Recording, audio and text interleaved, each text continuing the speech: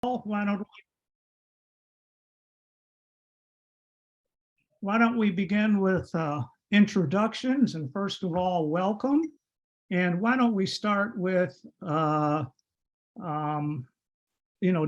checking those on the board. Could you please cover that, Monique? Yes, I'll do the roll call. Okay. Ozzy Carter, Present. Crawford Carpenter, Present. Nicole Green, Present. Brenda Lee, Present. Lanita Mims, Present. Raina Moore, Present. Scott Parsons, Present. Latanya Thompson, Present. Reverend Julius Van Hook, Present. and Justin Van Zerber. Present. Evan Decker. Present. I don't see Joel on the call yet, but all board members are present, minus Joel. Okay, then. Well, thank you. Well, first of all, good morning and welcome to our retreat. This is the Community Advisory Board known as CAB. We are a board which has been established by the Community Corrections Partnership, which is also known as CCP. Before we begin, let's kind of set the table and try to lay out some guardrails for all of us participating today. First of all, for those in the public, please keep your participation on mute until called upon by raising your hand. For those of you who are CAB members, this is an interactive process, so chime in after the various speakers have finished their thoughts. For those on the phone, kindly use *6 to mute, and again, *6 to again unmute. As usual, we'll hear comments first from our board members and then from the public at large.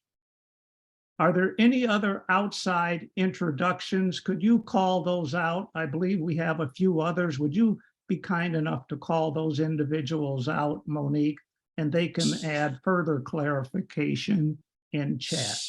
Sure, I'll start with the ORJ staff. Patrice Guillory. Hi, good morning. Patrice Guillory here from the Office of Reentry and Justice. And I am Monique Tate from the Office of Reentry and Justice. And then we have Jill Ray. Good morning, Jill Ray with Supervisor Candace Anderson's office, District 2 Supervisor. And we have Elisa Robinson. Good morning, Elisa Robinson with the Office of Supervisor Diane Burgess. Okay, and then would you like me to identify any others that are on the call, Crawford? I will go ahead and proceed. Yeah, why don't they proceed? Well, if there are only just a few, how many Just more do we have? Two. Okay, we can make room for Okay, that. so we have Lila Blanchard. Good morning, everyone. My name is Lila Blanchard, and I just completed 3 years on the Community Advisory Board. So I'm here to share a little bit about my experience and pass the baton of the great work. It's great to see everyone here. Thank you. And then we have John M. Dante. Yes, good morning. My name's John Dante, and I own recovery homes, helping people recover from drugs and/or alcohol addictions. Well, thank you then. The next Crawford, I have item- a question. Would you like the board members to introduce themselves? We did roll call to establish quorum, but would you like them to say something? It's up to you. Yeah, why don't we? That's fine. Good suggestion. Okay. So I'll start with you, Crawford. Okay, I'm Crawford Carpenter. I've been a member with CAB for 2 years, going into my 3rd year, so this is it. And it's been a challenge, but it's been fun. Okay. Nicole Green. Hi, everyone. I am Nicole Green. I've been with CAB for 2 years, going into my third year. I would piggyback off of Crawford. It's been a challenge, but it's actually been fun to work with RJ and also have Crawford as my wingman. So Happy New Year to everybody. And yes, that's it. Okay, Ozzy Carter. Good morning, everyone. Ozzy Carter. This is going into my third year as well. And this is home for me. This is where they taught me how to get on board and fly. Scott Parsons. Hello, my name is Scott Parsons. I'm a resident of Moraga and retired law enforcement executive with the Office of the Sheriff and with a federal agency after that. My experience has been throughout Contra Costa, certainly not just the Moraga area. Thank you. Okay, Lanita Mims. Good morning, Happy New Year. I am Lanita Mims. I reside in Oakley, California, here in East County. I am a member of the board going into my second year, and I am a family member. My husband is an incarcerated individual. Okay, Evan Decker. Good morning, everyone, and also Happy New Year. I'm Evan Decker. I'm the Dean of Workforce and Economic Development at Contra Costa College, located in San Pablo, California, in West County. This is my first year on the board, and I'm excited to be here. Okay, Reverend Van Hook. Hello, everyone. I am Reverend Julius Van Hook, and I am the Interfaith Juvenile Chaplain, Director of Spiritual Care for the Youth and Families Contra Costa Probation Department. And this is my first year, and I'm just excited to continue. Latanya Thompson. Good morning, everyone. I'm Latanya Thompson. This is my first year. I work with Kaiser as a disability case manager. I am also a life coach for men and women of purpose. This is my first year, and I'm excited to be part of the team. Thank you. Okay, Raina Moore. My name is Rena Moore. I'm an Antioch resident from Richmond originally. I'm a formerly incarcerated individual. This is my first year participating in CAB. I hope that my trials and tribulations that I went through as a formerly incarcerated individual can help me serve CAB. I currently work with the Safe Return Project in Richmond and sit on the Participant Advisory Board for Rubicon programs. Okay, and then we have Brenda Lee. Good morning, Happy New Year. This is my first year. I'm looking forward to working with the group. Thank you. And Justin Van Zerber. Morning, everyone. Justin Van Zerber, Director of Programs at supplybank.org. We're a statewide nonprofit that provides basic material needs. This is my first meeting as a board member and excited to learn and grow with all of you. And then we have Tiffany, who has joined us also.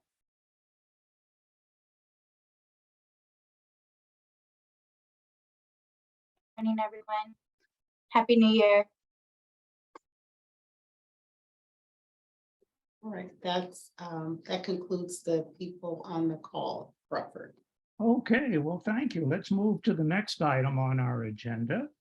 Is there any public comment on any item that's under the jurisdiction of CAB and not on our agenda?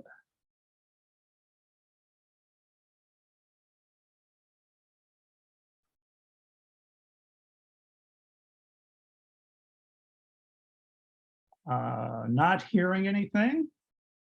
Let's go give it one more second. Any other items or public comment on anything that's under the jurisdiction of CAB and not on our agenda?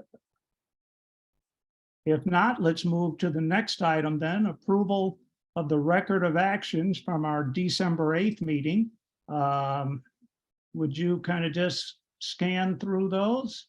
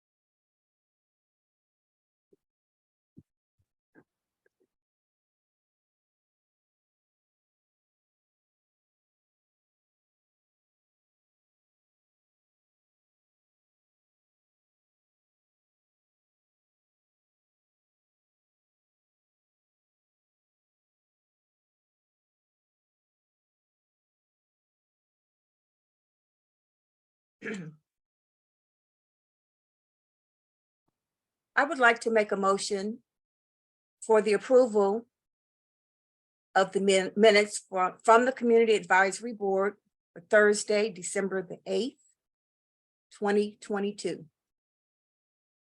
Is there a second? Yes, and I second that motion. Are there any discussion points? I'd like to make a comment. So on the record of action, I will correct the spelling of Elisa Robinson's last name. So I'll amend that and make that correction. Thank you. Any other comments from the board first? Comments from the public? Would you be kind enough to call the roll, Monique? Absolutely. Ozzie Carter, Yes. Crawford Carpenter, Yes. Evan Decker, Yes. Nicole Green, Yes. Brenda Lee, Yes. Lanita Mims.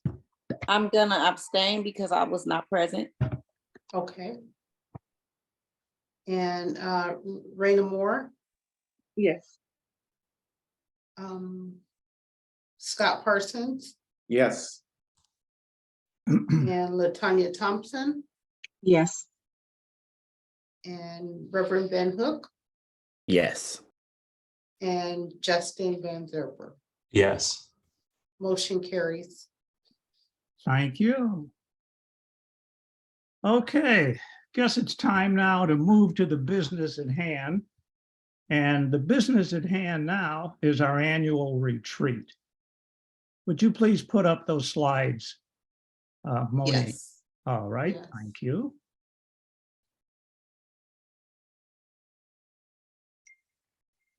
Okay. Can you see it? I'll put it in presentation mode, but can you see the slides? Yes, if you could go to slide 1, please. Okay, just 1 second.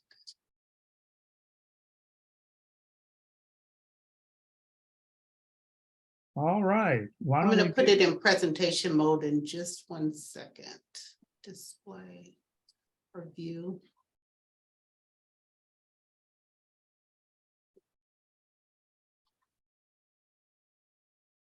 Trying to find it. Hold on 1 second. It's under slideshow at the top. Right here. Thank you. You're welcome. Okay, why don't we get started here? Some of you may ask, what do we do? Generally, it's to advise CCP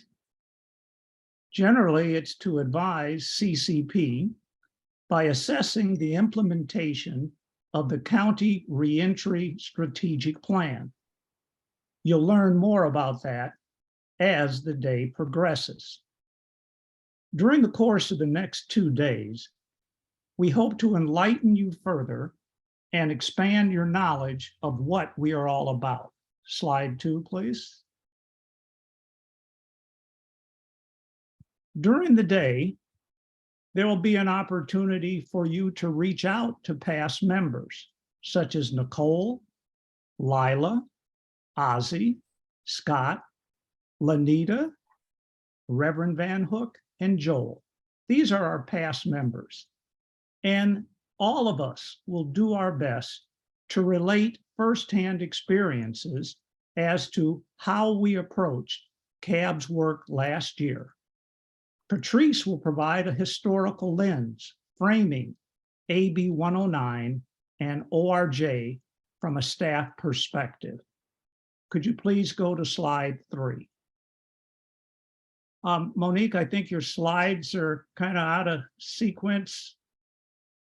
Okay, hold on 1 Yeah, second. Monique, yeah, go to display settings at the top. Yeah, and I believe it's swap presenter view. There Okay, you go. okay. There we go. All right, thank you. Okay, thank you. Slide 3 here is basically going to be our agenda overview, the process, etc. We're hopefully going to have 3 main goals over the next 2 days. First, we want to orient those of you who are new into CAB and share what CAB is all about. Second, we want to review the history of AB 109, which Patrice will be able to do for us, and she has an outstanding background to give you perspective. And finally, we want to do a little planning and soul searching for 2023. Along the way, we will attempt to educate each other as well as our valued CAB members. Let's take a look now at day 1.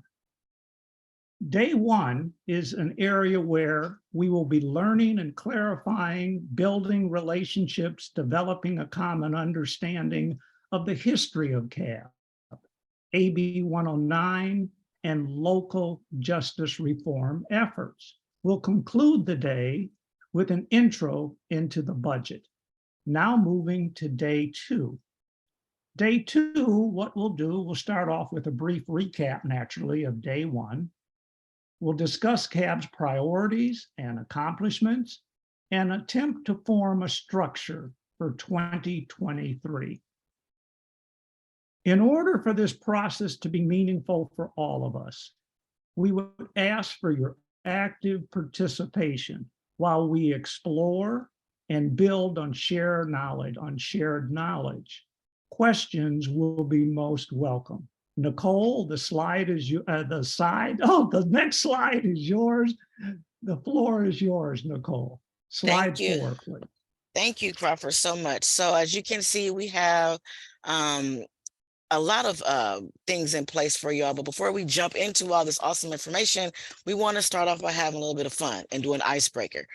So next slide, please. I think it's on.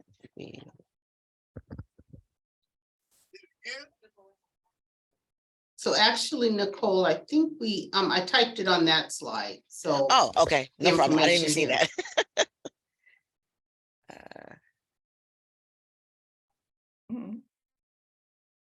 No, I'm sorry, technical difficulty. Let's see. So you want me to read it, Nicole? Because the only thing I see is board members 1 through 3 worries regarding the retreat and. Right, so that's what we came up with as far as the board. You can ask the board members to come up with 1 to 3 words regarding the retreat that we're having now and or upcoming CAB work for 2023. And then other people on the call, they can put it in the chat based on the time frame that we have. Okay, my apologies for that. I'm like, No where problem. the word is?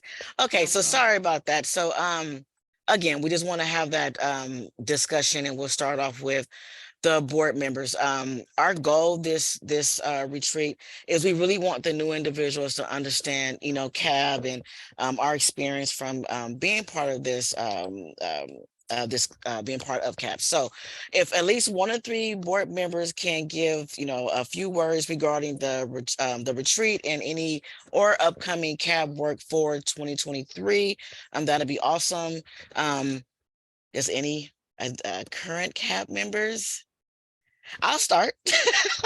I'll break the ice up. I'm excited about this retreat because majority of us, as you can see, this is like our second year, our year are going into our third, and we have a few new individuals. And putting this retreat together, we were able to take some lessons learned that we went through to try to give you all a lot more information to make this transition easy for you. So I'm excited about the retreat. I'm also excited about CAB 2023 because there were a lot of recommendations and ideas that we put forth. And I'm happy about all of you that are joining CAB because you have a lot of experience to bring. So I'm excited to see things get implemented this year. So that's my part. Anybody else? Let's see if I can see. It's Lanita. I have 3 words. Mine was more than 3, Lanita.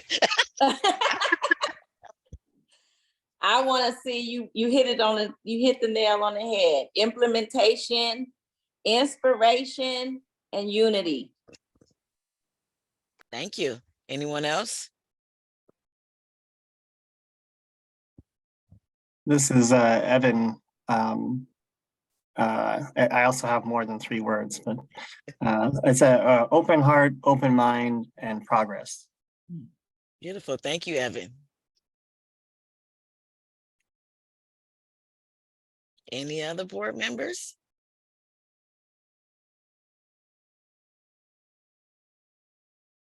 Yes, I think I have something, and thank you for the opportunity. I think for me as a formerly incarcerated individual, coming into CAB new a couple of years ago, and now able to really see where the trajectory has taken me. And initially it was to come in to help build community, but I came in looking to represent the communities that I represented, but CAB has given me strength in unity within the members here within CAB, because here is where we get our strength and our energy from, mentoring each other. I had wonderful mentors who kind of just paved the way. I was really very frightened when I first got here, quite naturally, but I have a level of comfortability where I feel that I've been equipped because I have mentors and people who are right with me. There are no questions that I consider stupid questions, dumb questions, because I came in with that mindset. Well, I don't want to ask certain questions because they might look at me in an inferior type attitude. But what I found here was my comfortability to go ahead and do the work that I set out. This community has helped to build unity so that I can now work in the real communities. More than 3 words, I'm sorry. Don't worry, I had more than 3 words too. Scott? So Nicole, thank you. And so I wanted you to know that I had prepared with an old version. So I was thinking of what it was as a child that I like to do. And I was going to talk about boating and boating as an adult. And I see the icebreaker has changed, but I will stick with it by saying this ship has sailed. And it's incumbent on all of us aboard to watch out for each other's interests, to help each other, and to bring as much clarity to our mission in the next 365 days. How's that? Yes, thank you. I agree. Sure. Anyone else? Let me see. Yes, this is Reverend Van Hook. Thank you. And I would just like to, again, just reiterate community. I think there's so much when we are a community. And, there's so much that's birthed out of community. Thank you. Thank you for that. Thank you all, Cap. I believe I covered everyone. I'm trying to see. Monique, any other hands? No. Okay, thank you all for that. I really appreciate your words, and you all are right about this year. And thank you for the feedback in reference to the retreat. I will now see if there's anything in the comments or the chats. No? Okay, Crawford, I will pass it back over to you. Well, thank you and appreciate that. Interesting comments, some of the highlights: implementation, unity, progress, watch out for each other, and community. This is going to be interesting. Let's see if we can stick to those as we grow here in 2023. Next slide, please. Well, let's take a look at who we are. As stated earlier, we are the Community Advisory Board, known as CAB. Some, but not all of our responsibilities are reviewing data on a realignment outcomes, advising CCP on engagement strategies, offering recommendations for ongoing realignment planning, advising county agencies regarding programs for implementation in our county, and finally, encouraging outcomes that are consistent with the county's reentry strategic plan. Next slide, please. Let's take a look at the purpose and functions of CAB. You'll notice the first item here to address the big picture. In this area, we trust and hope to advance the county's consideration of the role, scope, and impact of the criminal justice system on individuals, families, and our local community. The next big area, advanced adjustment reinvestment. To dig down into this area, we want to ensure that Contra Costa is working to reinvest its criminal justice resources to support community corrections programs and evidence-based practices. In addition, in this area, we will attempt to hold CCP and the Board of Supervisors accountable for justice reinvestment. Policy and budget advocacy. In this area, we hope to advance policy recommendations to foster best practices and innovations. We also hope to advance policy recommendations to foster restorative practices. We truly want to advance ways to reduce the use of incarceration locally. We want to foster the expansion of services, and we would like to foster compliance and fidelity in program implementation. Next slide, please. In this area, we wish to protect community investments. Is that the slide? Is this slide 7? Yes. Okay. In this area, we have a heading of community investments, and we want to advocate for increased investments in CBOs. We want to protect AB 109 investments in our community. And if possible, we want to amplify community needs, interests, desires, and goals.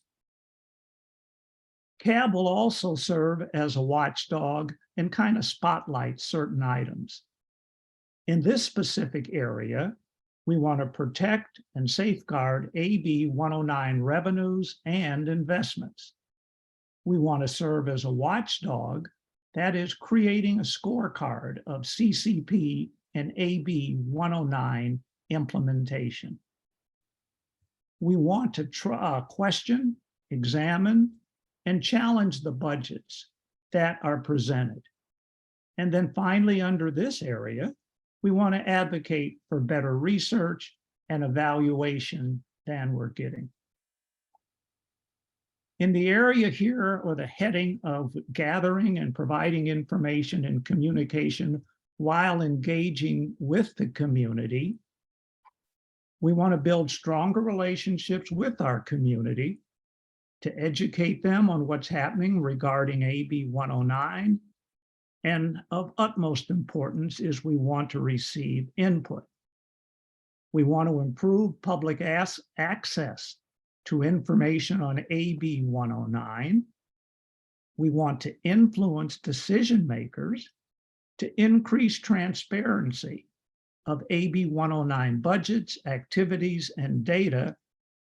And then finally, under this heading, we want to influence decision makers to reflect community priorities.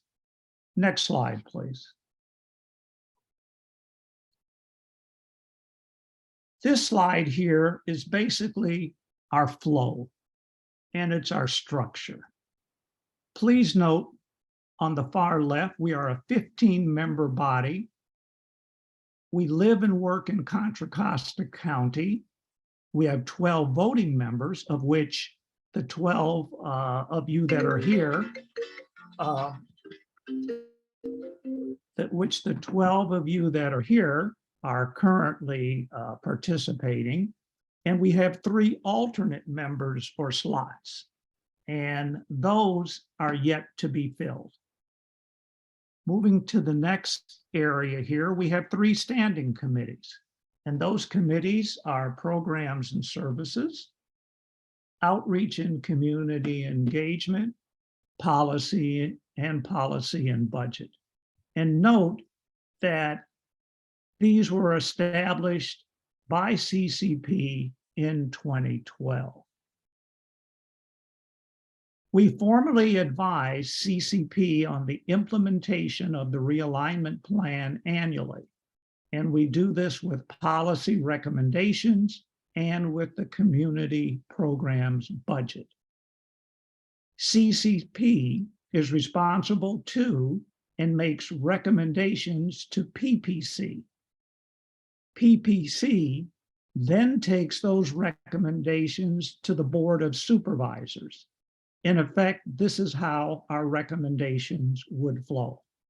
We'll now pass the baton back to Nicole, and we'll also hear from Nicole, Lila, and Scott. Thank you, Crawford. Nicole, Yes. slide 9. So Crawford gave a great explanation of CAB and reviewing of the policy and budget and the recommendations. I part of the policy and budget subcommittee. I don't know if I know we're gonna talk about more of that next on tomorrow, but we'll review the subcommittee charter and the guidelines. Is there a certain page in here? Or We have it as attachment 4, but Patrice, do you want us to display it?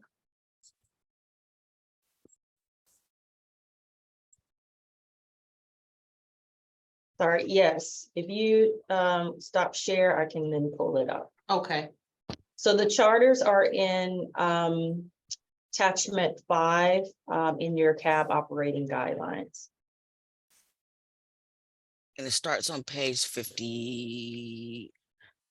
Oh, okay. Well, policy and budget is on page 65. Thank you so much. So we're going to review the policy and budget subcommittee charter, the purpose and the responsibilities of the subcommittee.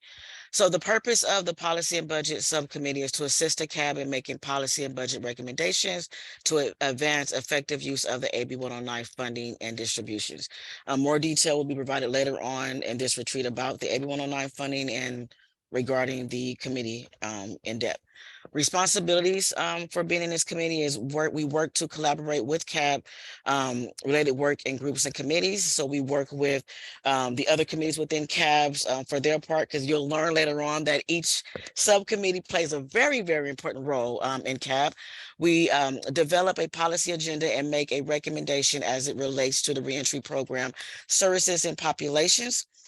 We assist CAB with developing an annual budget request.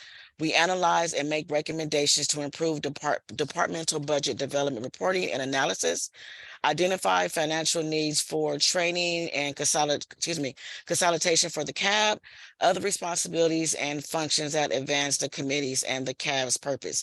So all of us here today are extremely important, and with everyone's great expertise, we have a look. We are in a nutshell, our job is to assist CAB with recommending on how the AB 109 funding should be, I don't say moved around, or best fit for our reentry population to serve them in certain needs, if it's employment, housing, or whatever the case may be, or whatever our recommendations are. So that's what the policy and budget subcommittee is. And I believe the next person is... It should be Lila. Program and services, Lila. Yes. Yeah. Oh, before we do that, are there any questions for Nicole, who, by the way, was the chair of that standing committee last year? Any questions or observations before we move to Lila? I just have a quick question, and I'm sure we'll go into it more deeply, but what if our policy recommendations don't align with what I think it was CCP wants to move forward? So say that question again, please. So the previous slide was talking about like our work and how we make a policy recommendation. I think the acronym was CCP. Is that correct? That's correct. and then CCP then brings that forward to the Board of Supervisors. What if our recommendation doesn't align with what CCP wants to move forward to the Board of Supervisors? So I believe that will come back and then we will review it and discuss it on why it doesn't align with that. I'll lean on Patrice. If I miss anything, please jump in. But I believe at that point, if it doesn't align, depending on what the situation is, why it would not align with CCP, we'll come back as the CAB and kind of discuss it and figure it out. Am I correct, Patrice? Am I explaining it right? Yeah, often, or at least what we've experienced previously, or what CAP has experienced in the past, is as it develops policy recommendations and brings it forth to the CCP, the CAO's office as staff to the CCP, as well as to the Public Protections Committee. And by the way, we're using a lot of acronyms. Don't worry, we'll break it down as we go on throughout the day, so bear with us. But typically, the CAO's office as staff to both bodies will provide some responses to the recommendations that were put forth and allow for some public discussion both at the CCP and the PPC level. So if there was ever a situation where CCP members and also PPC members had certain questions or wanted further information about any of the recommendations, that's usually, given back to CAB members to consider, or at the very least for some specific CCP members who, by the way, are also department heads, to look into it a little bit further. So I have not seen a situation where there has not been alignment necessarily.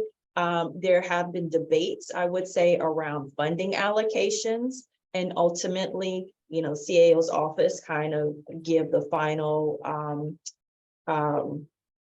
recommendation, if you will, on how those allocations will move forward. But in terms of the actual policy recommendations that CAP has put forward, generally speaking, everyone has been, both bodies have been very supportive and acknowledge that some of the things that CAP has brought forth are ongoing issues that are critical and need to be tackled.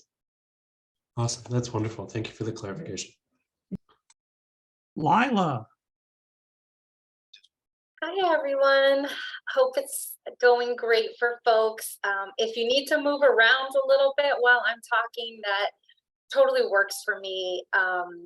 Yeah, again, I mentioned earlier that I just finished up my 3rd year, and I also work for Rubicon Programs, and I will be continuing to come to these meetings. So you will see me, just not in the capacity of board member. I was the chair of the Programs and Services subcommittee at the end of last year, and also the prior year before that.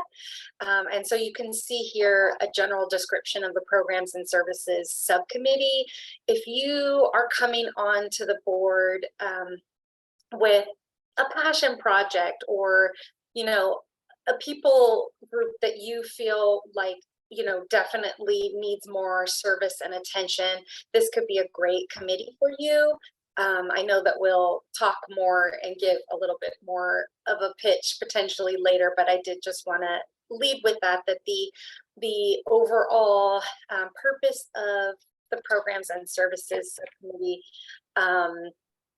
is really to do research and to make recommendations around programs and services specifically that the whole AB 109 community could engage in. So in the past, there was a white paper that was created for restorative justice, and then that was taken up by another year. One of the things that we do in the Programs and Services subcommittee, which has great service to the whole community advisory body, is that we help facilitate a survey that goes out to all the AB 109 service providers. So that is, that includes government agencies and departments, as well as community-based organizations. So that there were 17 responses this last year from 15 unique providers. And some of the key areas that they gave us, to concentrate on were housing, employment, and behavioral health.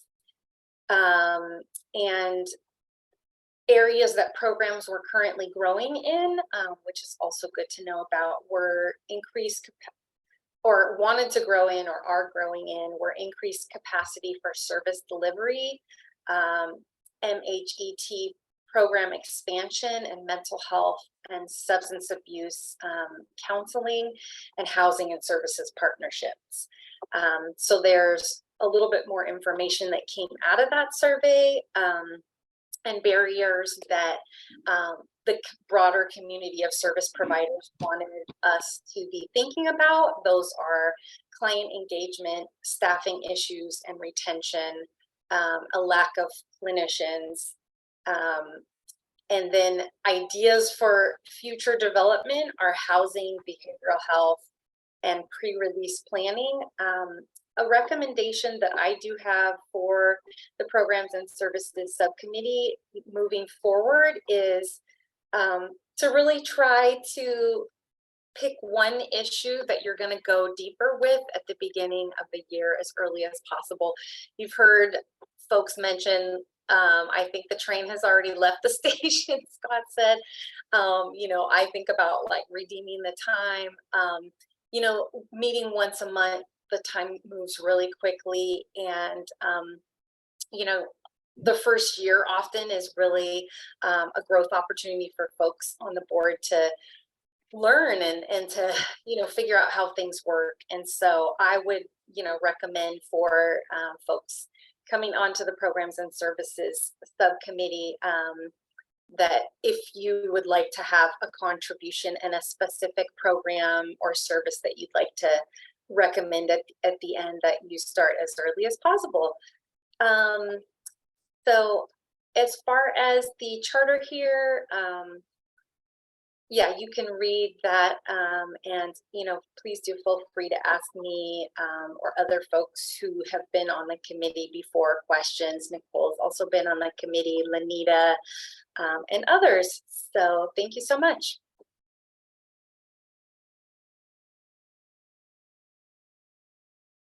I think the next slide, please. And Scott, I believe you're up. All right, thank you, Crawford. And to all our visitors, welcome, and to our new members, welcome. I'm a little envious because I didn't get this opportunity last year. I came on just after orientation. So for those of you that are seeing this for the first time, know that I am too. And I hope to make it yet inspiring, even though it's my first orientation as well. So OCEC is another acronym. I'm going to stay away from them because there's so many. Outreach and Community Engagement Committee Charter.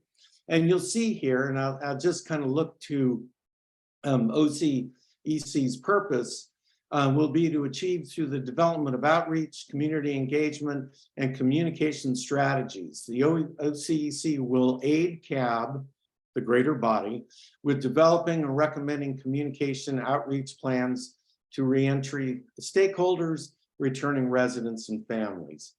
So to boil it all down to two things that OCEC is charged with, and you'll hear a lot more tomorrow about the ambassador program that comes under this committee. You're going to hear about a work plan, and kind of starting with the end first. If you look at our work plan, there are two primary tasks to the outreach and community engagement committee, and that is membership cultivation and community outreach. And I'll let you read all the documents at your leisure to kind of see all the small details, but membership cultivation, I would have to say, really dominated our time in 22. And it's time consuming, but we realized we needed to put our time there. And we worked collaboratively with county staff. So I think Justin, you asked a question kind of procedurally, what does it look like? Really, we don't navigate things alone. We are navigating with Patrice, with Monique and others as we go along. So in this membership cultivation process, a lot of the recruitment efforts were completed by ORJ staff, right? And particularly Monique and Patrice should be credited with the fact that we retooled our marketing process to the community, and with a particular, by the way, desire to see more membership from West County, because we had seen a lot come and go, and we wanted to have equal representation. So the committee, working with county staff, did a recruitment, and we have a lot of you that are in the room today. And thank you for being a part of this group. And I feel like we accomplished our mission. It's never completed. We have more recruiting and interviews, of course, to do. And I would say also with the community outreach, my greatest goal was to go out and do more of it. We didn't find the time to do as much as we'd like. I hope in 23, with some of your help, we can go to community groups and locations to explain the value of CAB and the importance of our mission. So that would be my goal going forward as the chair. I will be turning the chair over to someone else. So this is also a recruiting moment within our own group. I think Nicole said so aptly that all of these subgroups subcommittees are very important, and she is exactly right. And so I take this opportunity to try to attract your attention to OCEC as maybe an option for some of you going forward and to be a part of that.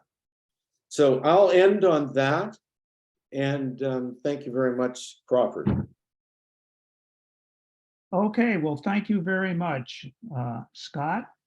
And can we now move to, which I think is going to be the real meat of the history of CAB, how we function because of AB 109, the intent, and then Patrice is also going to give us, I think, an excellent view or a landscape of, where do we fit in? What are the structures, et cetera? And she is a wealth of knowledge. And the only thing we don't have from Patrice is her cell and home phone numbers. We'll request those going forward because, we want to reach out to her as much as possible. So Patrice, the show is yours. Thanks, Crawford, but if I can, just give me some off days every now and then, guys.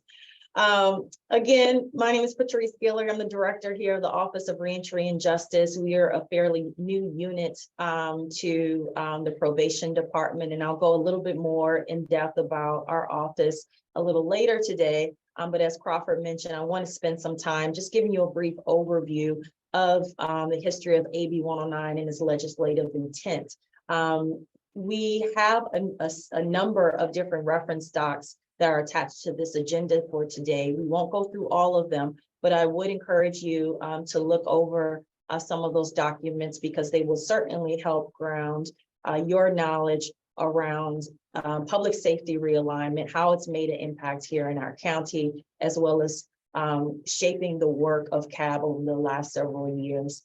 We do have a snapshot of the legislative intent of AB 109 in your agenda. I want to say that is attachment 9. If you want to take a look at that. But I'll just try to go through these fairly quickly, and then if you guys have any questions as I'm presenting, feel free to stop me, and I'll be more than happy to go over or answer your question. So next slide.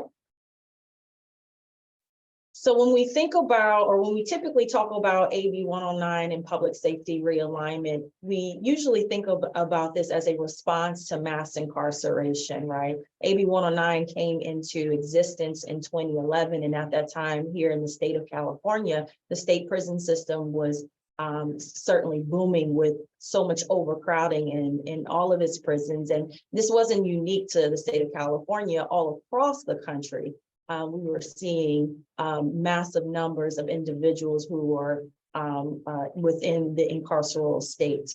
And so why this is so important is because for one, the United States of any other westernized society incarcerates the most of its own population. And then the second thing is that majority of those people return home. So when you have millions of individuals who are incarcerated, sometimes over a significant period of time, they come home with a number of barriers to add to that. So AB 109 started the work, at least here in the state of California, to begin to slow the flow, if you will, of individuals going into the state prison system and begin looking at other ways to reduce recidivism and ensure that folks are reintegrated back into their communities and not have to touch the incarceral system again. Next slide.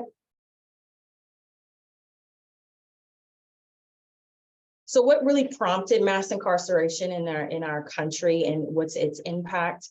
Many have credit the crime bill of 1994 and war on drugs and a lot of the very strict and focus on or approach to addressing certain behavioral challenges in our society to be one that's a little bit more intensive around punishment. And so with the changes in laws at the federal level is where you start to see an uptick of individuals being connected to the justice system in some capacity, but certainly overcrowding in jails. The Crime Bill Act of 94 also incentivized states to build and construct more prisons for that intention. And so the impact of that then meant that a lot of our communities, particularly our most vulnerable communities and communities of color, were disproportionately affected by some of the sweeping changes in laws. You started to see more of those, either your 3-strike laws or your mandatory minimum sentencing laws. You also started to see disparity in sentencing across various race and ethnic groups when it came to the conviction of similar offenses. One might have a higher or a higher sentence than someone of another group. So all of those things combined, and we're talking about 1994, so that's several years ago. And the impacts of that over the course of time, you start to see that, especially with the building of more jails and prisons in a lot of areas, you also had local economies really dependent on that as a economic engine as well.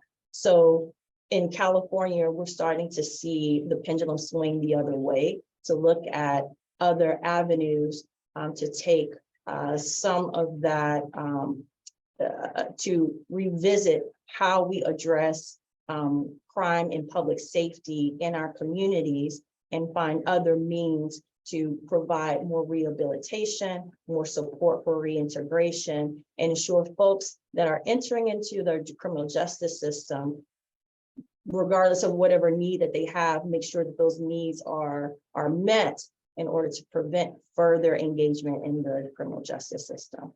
Next slide.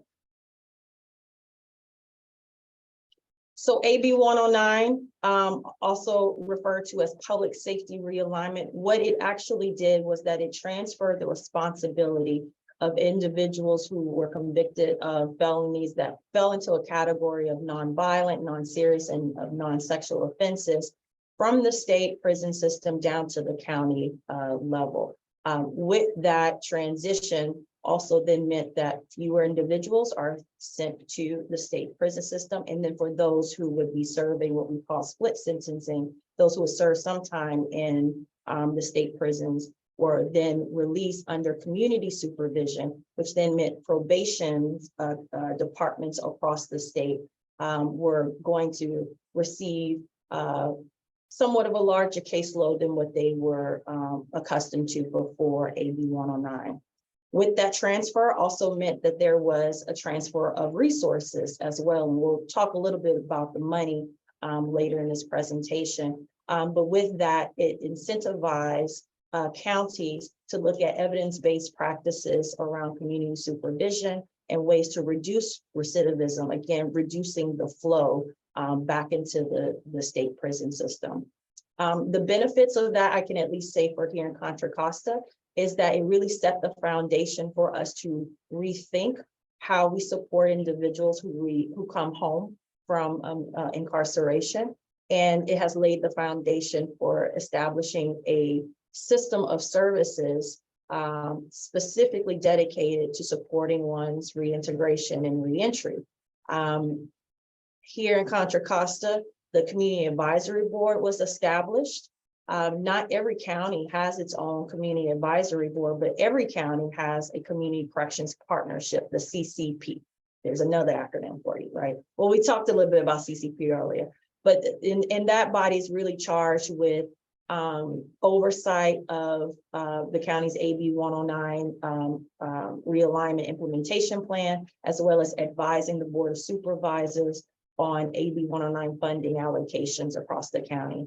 And so here, even before AB 109, the county locally was already making moves to do some planning around reentry. So actually Contra Costa was sort of ahead of the state in some ways, because there was such an invested interest in this community to ensure that returning residents get the support that they need. AB 109 then came down the pipe, it became effective, and then money came into the county. And it was crucially important for our county that we had community voice at the table to really help advise and shape how this funding should be allocated, what programs and resources are needed, not only for the AB 109 population, those who fit in that specific category, but then others as well who touch the justice system. What role does CAB play in assisting CCP? We heard a little bit earlier from some of our committee chairs or former chairs who really speak to the work that's happening at the subcommittee level. And that is really the rich part of what CAB does. It brings forth new ideas, suggestions and recommendations to how to further AB 109 implementation, but then also look at ways to improve our local systems to better work and improve conditions for folks who are returning home from incarceration. We'll talk a little bit later today about some of the community programs that are funded through AB 109. Again, that sort of set that tone or set that foundation of service delivery specifically for folks who are formerly incarcerated. Next slide. So one of the main drivers of AB 109 is, as we talked about, the problem was mass incarceration, and that we saw that individuals who would be released also go back in. Then therefore the main driver or one of the main drivers for AB 109 was really to reduce recidivism. So though that was the central focal point, we also know that that is that's a step in the right direction, but we also know that there's no one silver bullet to reduce recidivism rates, right? There's a lot of compounding challenges that an individual may face that results in them returning or having further engagement in the criminal justice system. So while our North Star might be reducing recidivism, we're also looking at how do we get there? And that means by developing evidence-based programs that have been proven to reduce recidivism. We look at our community corrections funding line. And again, we'll talk about that a little bit later about the investing in the programs that actually work. And then also sharing the word with folks who have lived experiences and who have touched the justice system as to how we're doing things differently and how this benefits them and the community as a whole.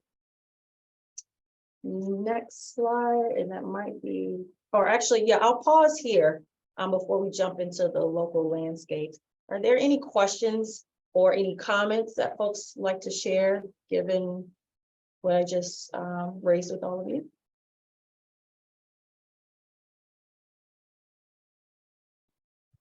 I just wanted to appreciate Patrice you sharing all that information and the context and the background, the history, the prison industrial complex, and kind of the context here in the county. I really appreciate you doing that. So thank you. I don't have any question, but I'll give a comment. I really did. I know for my first retreat, this information was really important. Even though I thought I knew what AB 109, actually listening to you and hearing you present and going into deep detail about the recidivism and the return rate and how this all came apart was really great information. So for those that are new here, this is good information. If you know about it, this helps you learn more about it. So.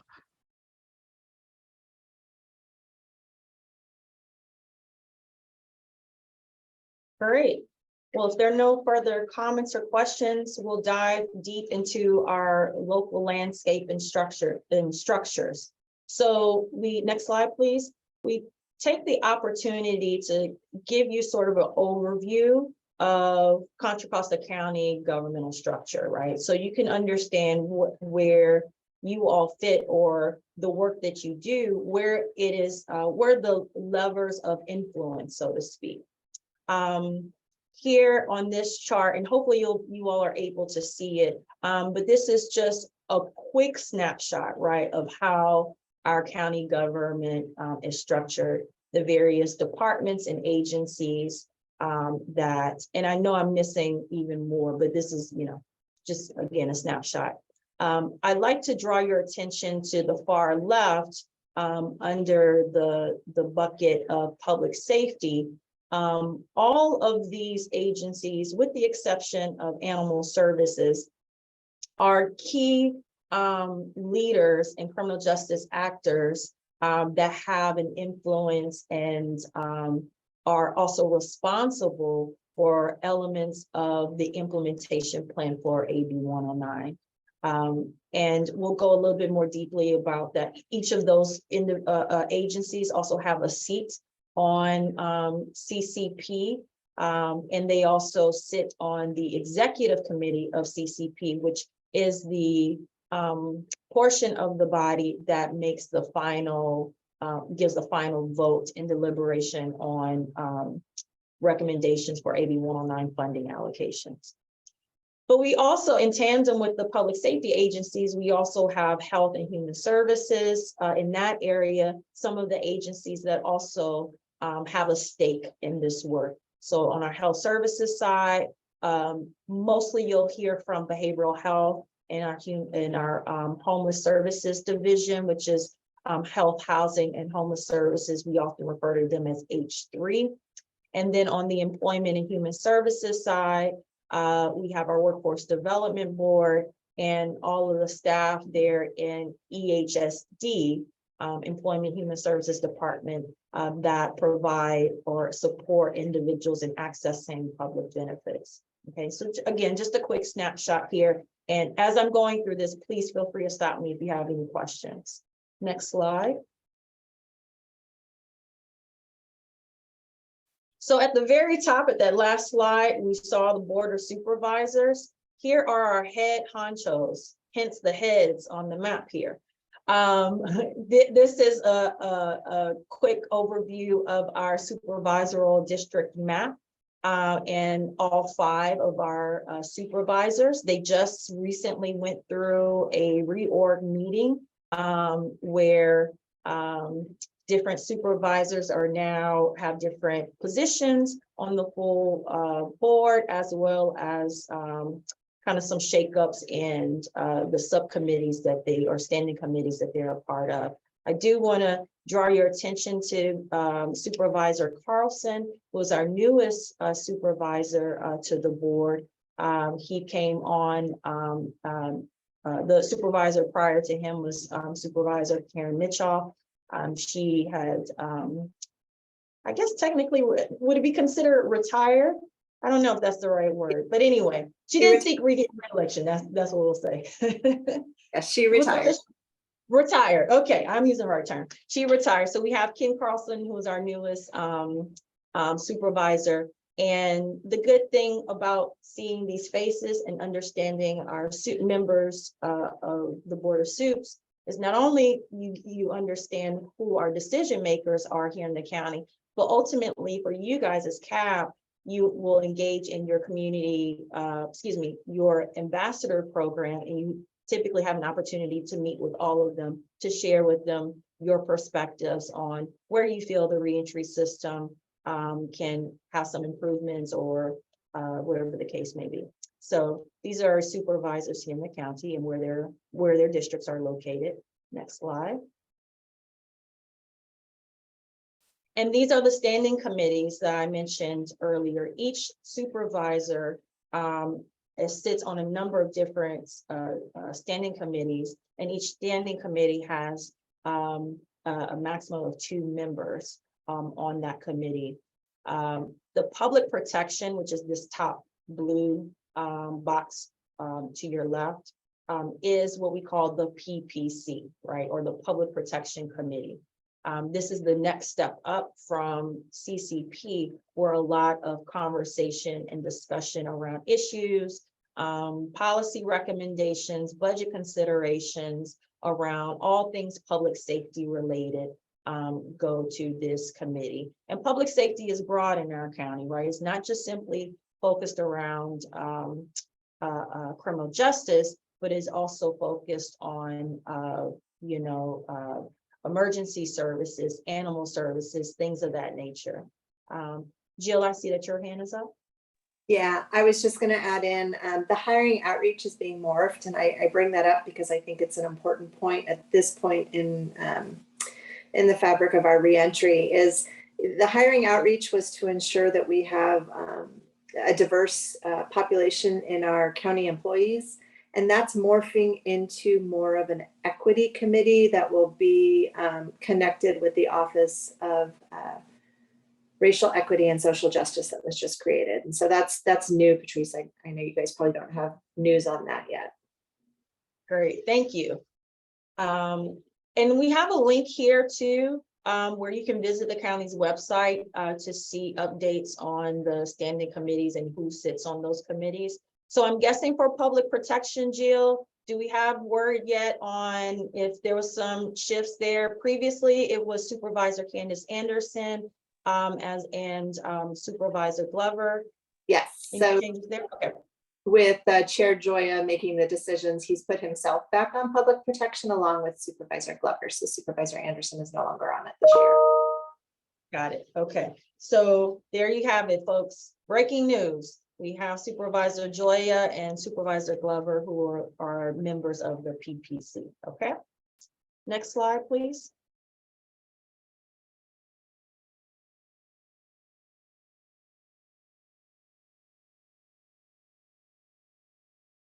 Now, in terms of our public safety advisory bodies, and these are mostly central to a lot of the criminal justice efforts that are taking place in the county. Again, we wanted you all to see where you fit and sit among all of the discussions that are taking place in the county around improvements to our local justice system.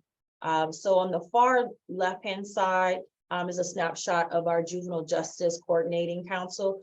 Reverend Van Hook, who is a member of CAB, is also a member of the JJCC, and you see here some of the subcommittees there.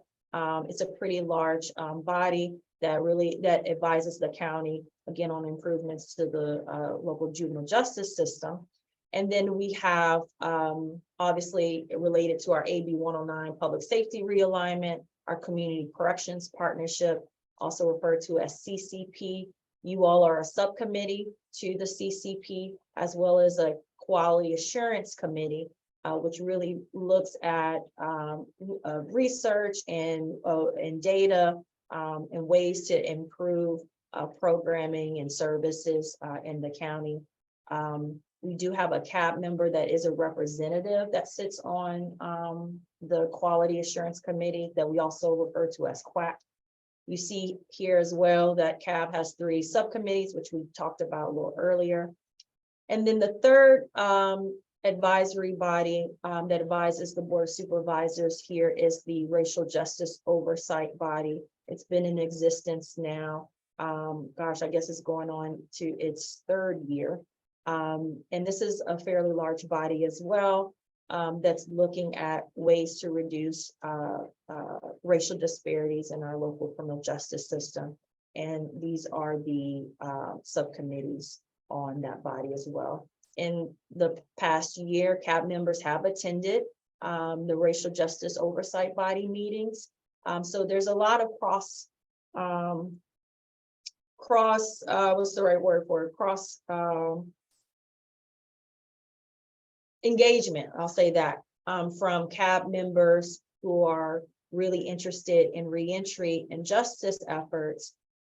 They're also seeing overlap in similar conversations that are taking place with the Racial Justice Oversight Body, as well as the Juvenile Justice Coordinating Council. So I encourage you, especially to some of the newer members where these bodies may be new to you, and especially if you like to attend or at least review some of their agendas to see what work and what discussions they're having, I'll be more than happy to share that information with you. All right, next slide. Oh, well, I'll pause there before I jump into ORJ. Any questions, thoughts, or comments about county government structure, where some of our decision makers lie, and any general questions you might have on that?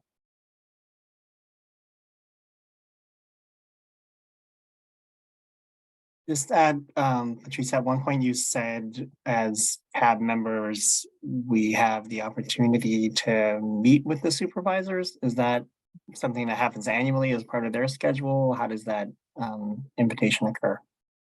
Yes, that happens annually as a way to really further or advance some of your policy recommendations.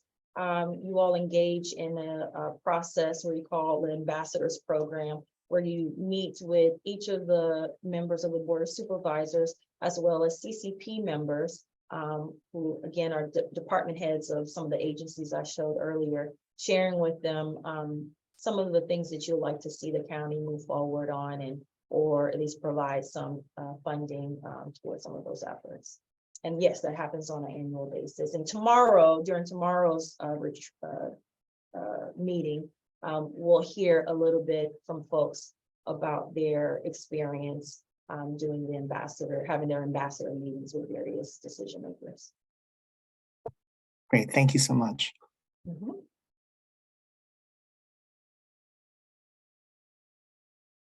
All right. If there are no other questions, then we'll jump right on into ORJ. So the Office of Reentry and Justice actually came about as a recommendation from the Community Advisory Board. At the time, there was no real central location or office that would help provide support for getting a lot of the justice initiatives off the ground that was being discussed at the time. So CAB felt it was really important that a formal office be created in order to steward some of that work. So it began as a pilot project held within the county administrator's office and became formally established in 2017. It then moved to the probation department in 2020, and I've been here now since 2021 as director of the Office of Reentry and Justice. And the real big piece of our work is really to build upon the AB 109 work that was done a few years ago, but then from that also look at other opportunities for improving our local justice system and providing more investments in the community for reentry and support to reintegration. Next slide. So this is our structure here, our staffing structure for ORJ. We are slowly growing, I would say, but we certainly look forward to the growth because there's so much great work that's happening in our county and has been happening over the last several years that really require further support and engagement from staff to ensure that those elements are being implemented, they're being implemented well. We're able to evaluate the effectiveness of some of the changes that have occurred over the last several years. So on our management side is myself, and then we also have a research and evaluation manager, Denise Zekovich. Some of you may have had an opportunity to meet her. For others of you who are new, you will get a chance to meet her as time goes on. We are creating a program manager position as well to help support, again, some of that direct contact with our program, our service providers, and also ultimately do more work around effectiveness and capacity building for our service providers.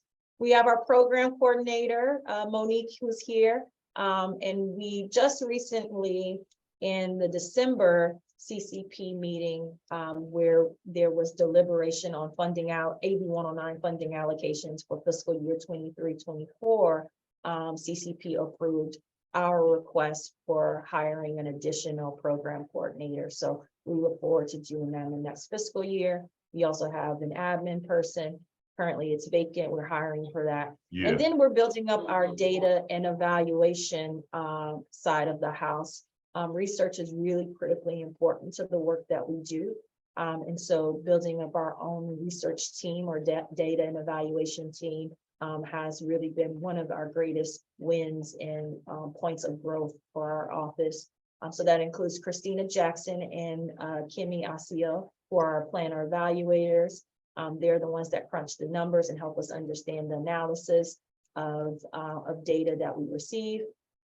We will also hire another planner evaluator in fiscal year 23-24. And we just recently brought on board a student intern who will start with us actually next week, who comes to us from the Goldman School of Public Policy. So that's our structure.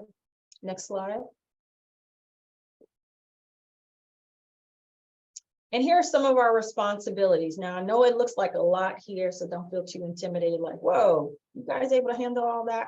We work very diligently to fulfill these responsibilities. So just so you can fully understand what we mean by that, when we say our scope of work is to build upon AB 109 in a number of different areas.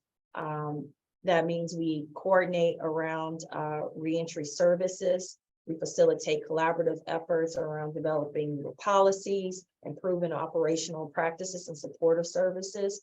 We really strive to advance the utilization of evidence-based practices as well as program models. This goes back to what I was saying earlier about the importance of investing in what works. And so there's a lot of research and information out there that actually tell us what works best for this particular population. So we will continue to advance that effort here locally. We foster capacity building and partnership development. We advise stakeholders on ways to improve our local system.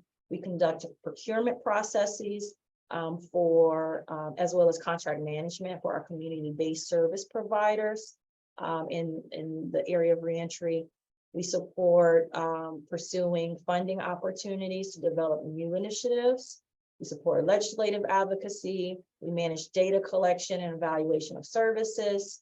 We provide public outreach and information sharing to the community, and also providing administrative support to advisory bodies such as you guys. Next slide. So just to encapsulate that within some of the projects that we're working on in the area of community investments for reentry service provision, our top priority, our top project at the moment is really providing administrative support, contract management for our AB 109 community programs. These are the programs that you all are making funding recommendations to CCP on. We are also providing a capacity building support to our juvenile justice and crime prevention funded service providers. So this is more on our juvenile justice work side. We also have contracted providers who are offering interventions for justice involved youth. We recently entered into a partnership with a local regional foundation to establish a Youth of Promise Fund, where we provided micro grants to smaller emerging organizations out in East Contra Costa who are looking at ways to provide resources to young people who are at risk of justice system involvement or are already involved in the justice system. We are really excited to begin developing a collaborative system of supports for justice-involved transitional age youth. That's our young adult population, 18 to 25. We're excited about getting that off the ground.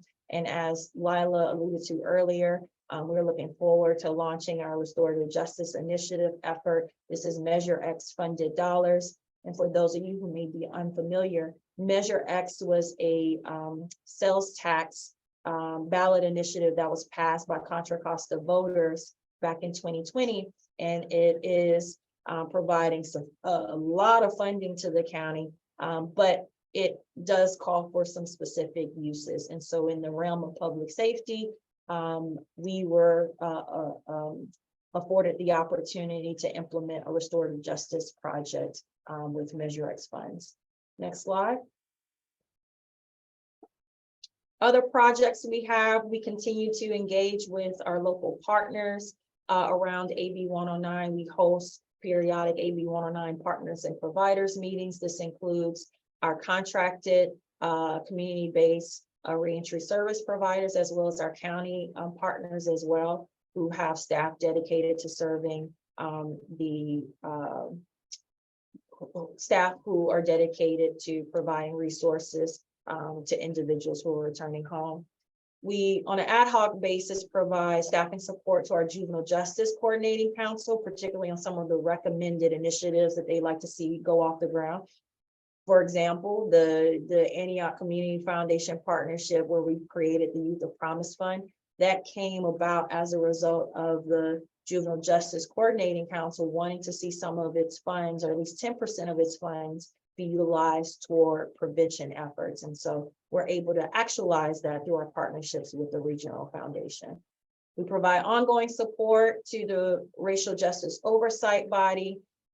We are really emphasizing the importance of procuring evidence-based program models. So as we seek to fund reentry services, we want to make sure that those services are evidence-based. So we continue to do that work, and we look forward to, we just concluded, or last fiscal year, a competitive bidding process for AB 109 employment and reentry housing that were evidence-based. We hope to do some more of that in the TAY area as well.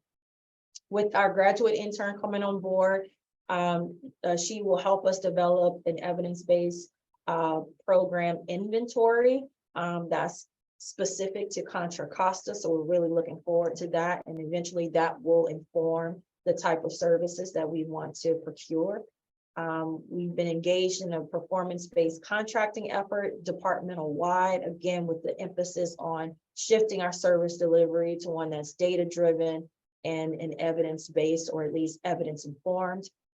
We've in the past provided trainings on evidence-based programs. What is evidence-based? What makes a program an evidence-based model? Things of that nature, and sort of that 101 kind of information that we give to service providers, as well as those who are interested in coming into our county wanting to provide services. Next slide.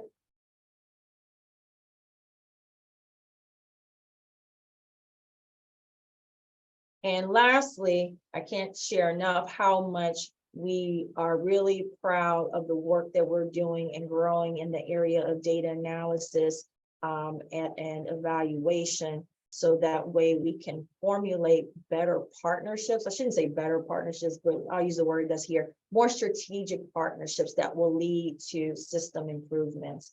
So right before the new year, we were really happy to hear that we were awarded $1.18 million in federal earmarks, well, formerly known as federal earmarks, but it's federal community funding for providing a evidence-based training model that will be available to all of our local law enforcement agencies here in the county.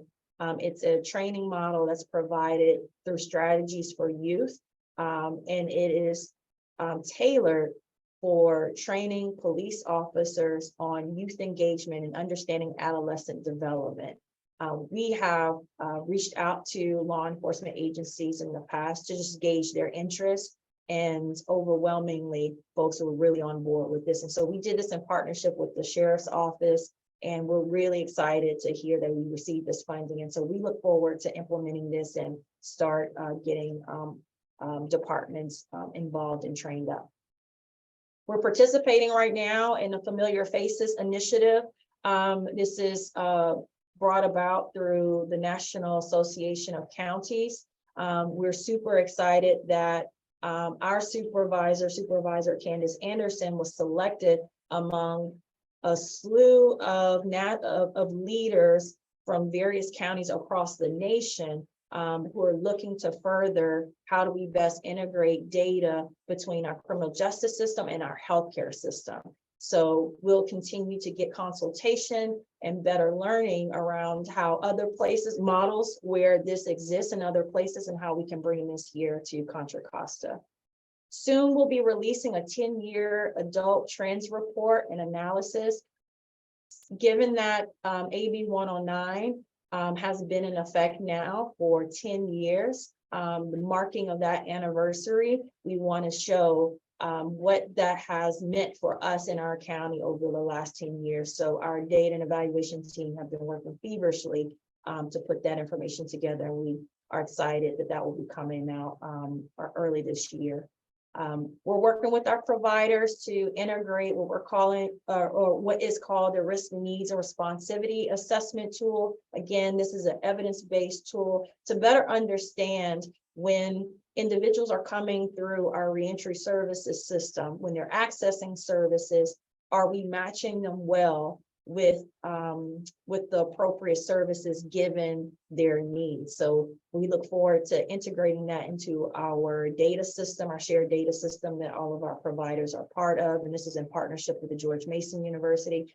And last but not least, because I know I've been talking a lot on this, we have a research partnership with the California Policy Lab, Chief Probation Officers of California, and this is all funded through Arnold Ventures, where we're looking at the impacts of, or will soon be looking at the impacts of AB 1950. This was legislation that was passed not too long ago that's looking at reducing probation supervision terms for certain misdemeanor and felony cases. And so we want to see what sort of outcomes this legislation will have on our community. And I think I'll stop there. Let's see, next slide, Monique.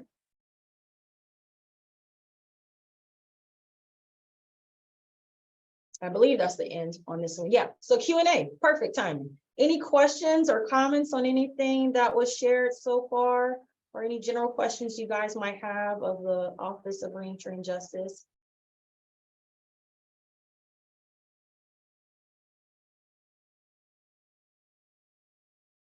I know it was a lot of information, but I do want to say how much I appreciate the fact that ORJ was really a brainchild of the CAB, and to see how it has grown over the years is really a testament to the foresight of the Community Advisory Board. So even though many of the folks at the time who made that recommendation are no longer on CAB, it just goes to show the impact and the influence of you guys' work. So whatever you push for or recommend now, you may not see it coming to fruition until a little bit later, but it again, is a testament to the fact that our county does listen to you and really takes to heart some of the input that you have on how we can improve our work.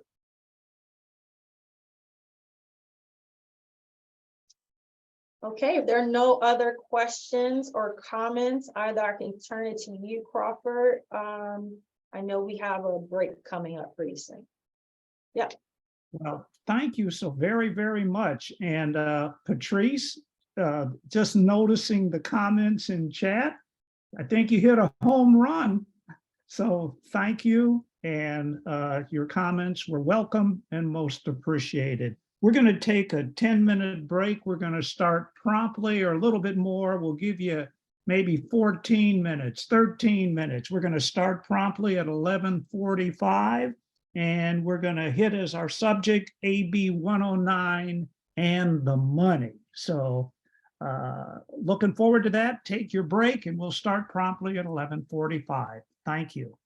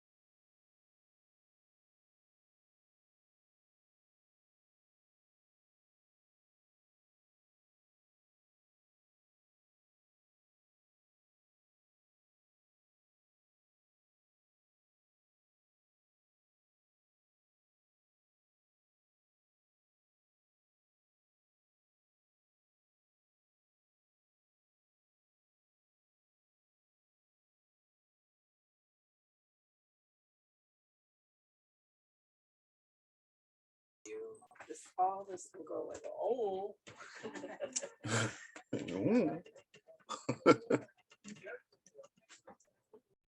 Oh.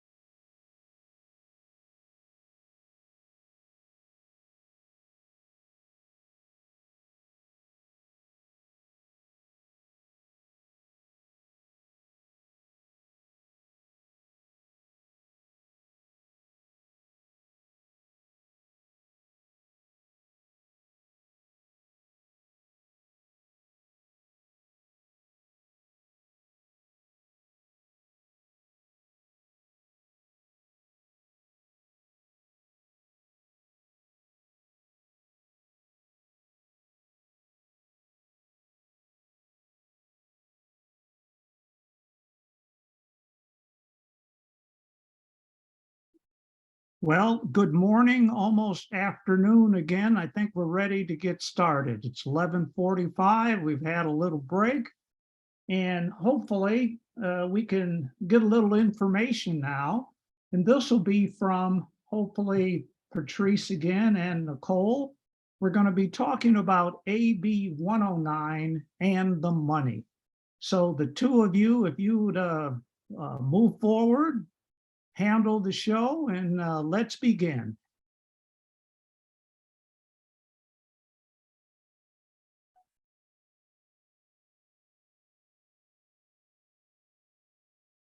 I think Patrice, you're on mute.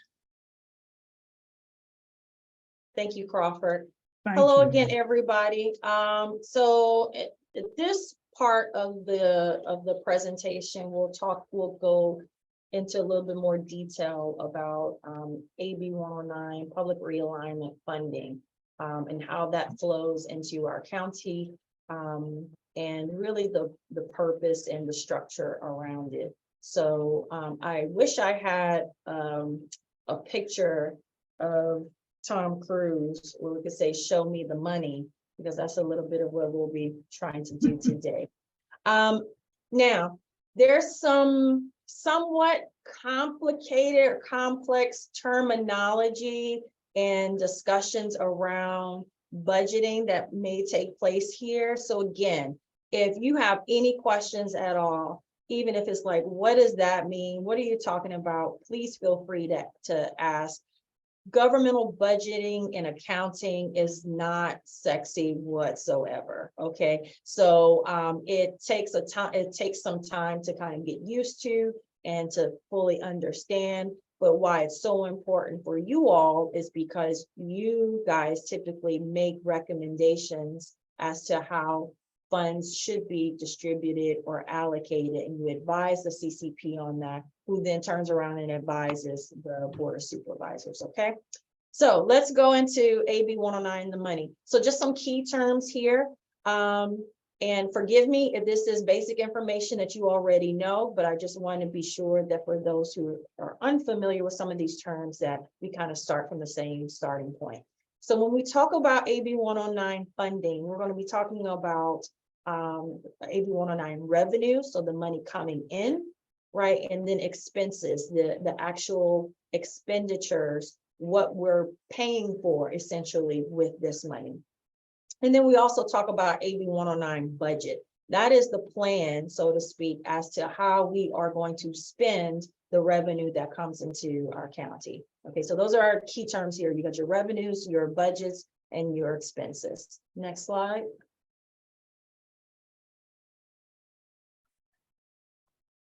So when we talk about AB 109 revenues, each year AB 109 revenues are largely projected because the funding allocations from that funding source, which comes from the state, is really a portion of state sales tax and vehicle licensing fees, okay?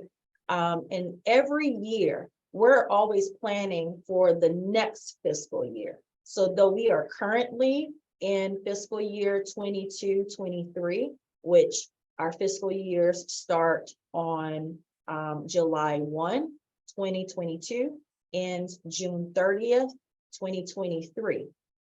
At the end of, or in December of last year, of 2022, we were planning already for fiscal year 23-24. So we're always planning a year ahead.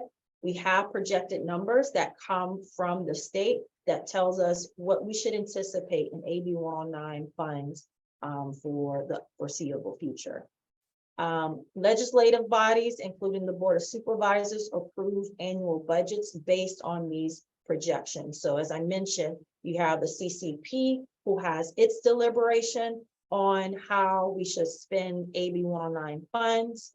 CAB, you have a role to play in that because you usually make a budget request, and then as well as other agencies are making budget requests, and then that information flows up to PPC, then to the Board of Supervisors, who then makes the final approval. AB 109 revenue mostly fall into two buckets.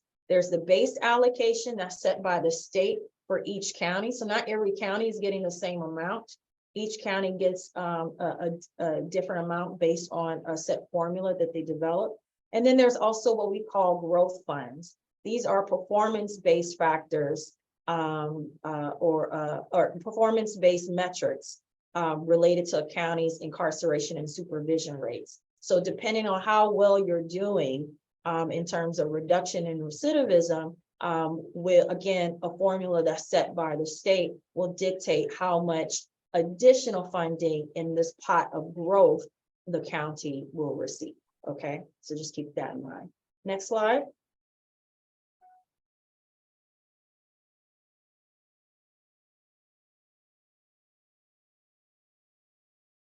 All right, and this is a snapshot of AB 109 revenue into our county in fiscal year, starting fiscal year 2014, and then what was projected in 22-23.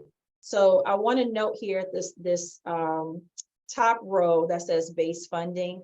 This is, so you can kind of see the trend here that on an annual basis, we see a slight uptick in base funding. Then in the prior year's growth fund, so we always get growth funds as a result of prior year calculation. So in the case of 2014, 2015, this $8 million or so, well, that's not a good example. Let's use 21, 22. And this is a projected amount right now, but it is projected that we will receive 5.1 million in growth funds, but we will receive it this fiscal year, but it's for 21, 22, okay? But all to say, you kind of see the trend here of how funding flows into our county through AB 109 revenue. Next slide.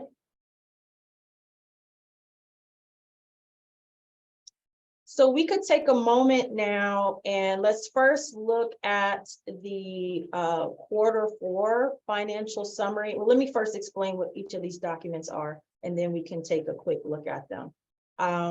So the first document, which is attachment 6, starting on page 62 of your agenda. This is last fiscal year's Q4 financial summary. So as a response to one of CAB's recommendations, the CCP throughout its quarterly meetings receives updates on the financials for the AB 109 budget, basically giving us a understanding of how spending is going within that given quarter. And so the reason why this is a really good piece of information to look at is because you get to see what was budgeted for that year and what we actually ended up spending toward the end of that year. The next document, which is attachment 7, page 63 to 64, is the total budget request summary for CCP for fiscal year 23-24. So as I mentioned, we're always planning for the next fiscal year. We just concluded this process, at least at our level. And when I say our level, I'm saying CAB and CCP.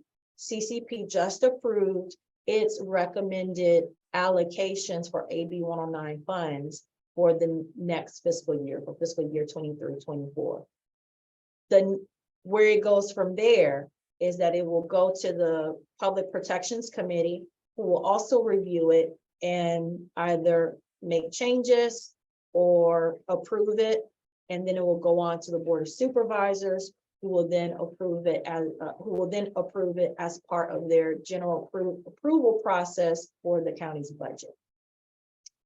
And then the last piece, the last document here, titled Fiscal Year 23-24 CAB Budget Proposal and Program Narrative.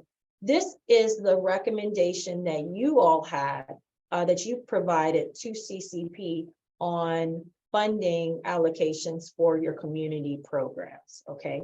And in the interest of time, I'll try to walk through these somewhat quickly, but always know you can always ask questions later. But this is usually, for those of you who are interested in joining the Policy and Budget Subcommittee, this is a good chunk of the work here, or at least taking the time to understand how money is flowing, how it's being spent, and what we're going to request for the next year, that these documents kind of help articulate that.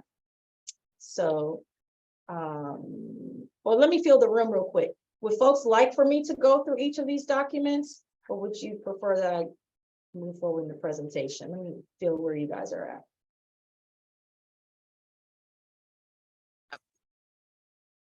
I'll add, I think it's a great idea to kind of look at it, just thinking from the budget and just thinking from the subcommittee standpoint. I think it's a good idea to give them eyes on it. Okay, cool. So Monique, if you don't mind, stop sharing and I will pull it up really quickly. Okay.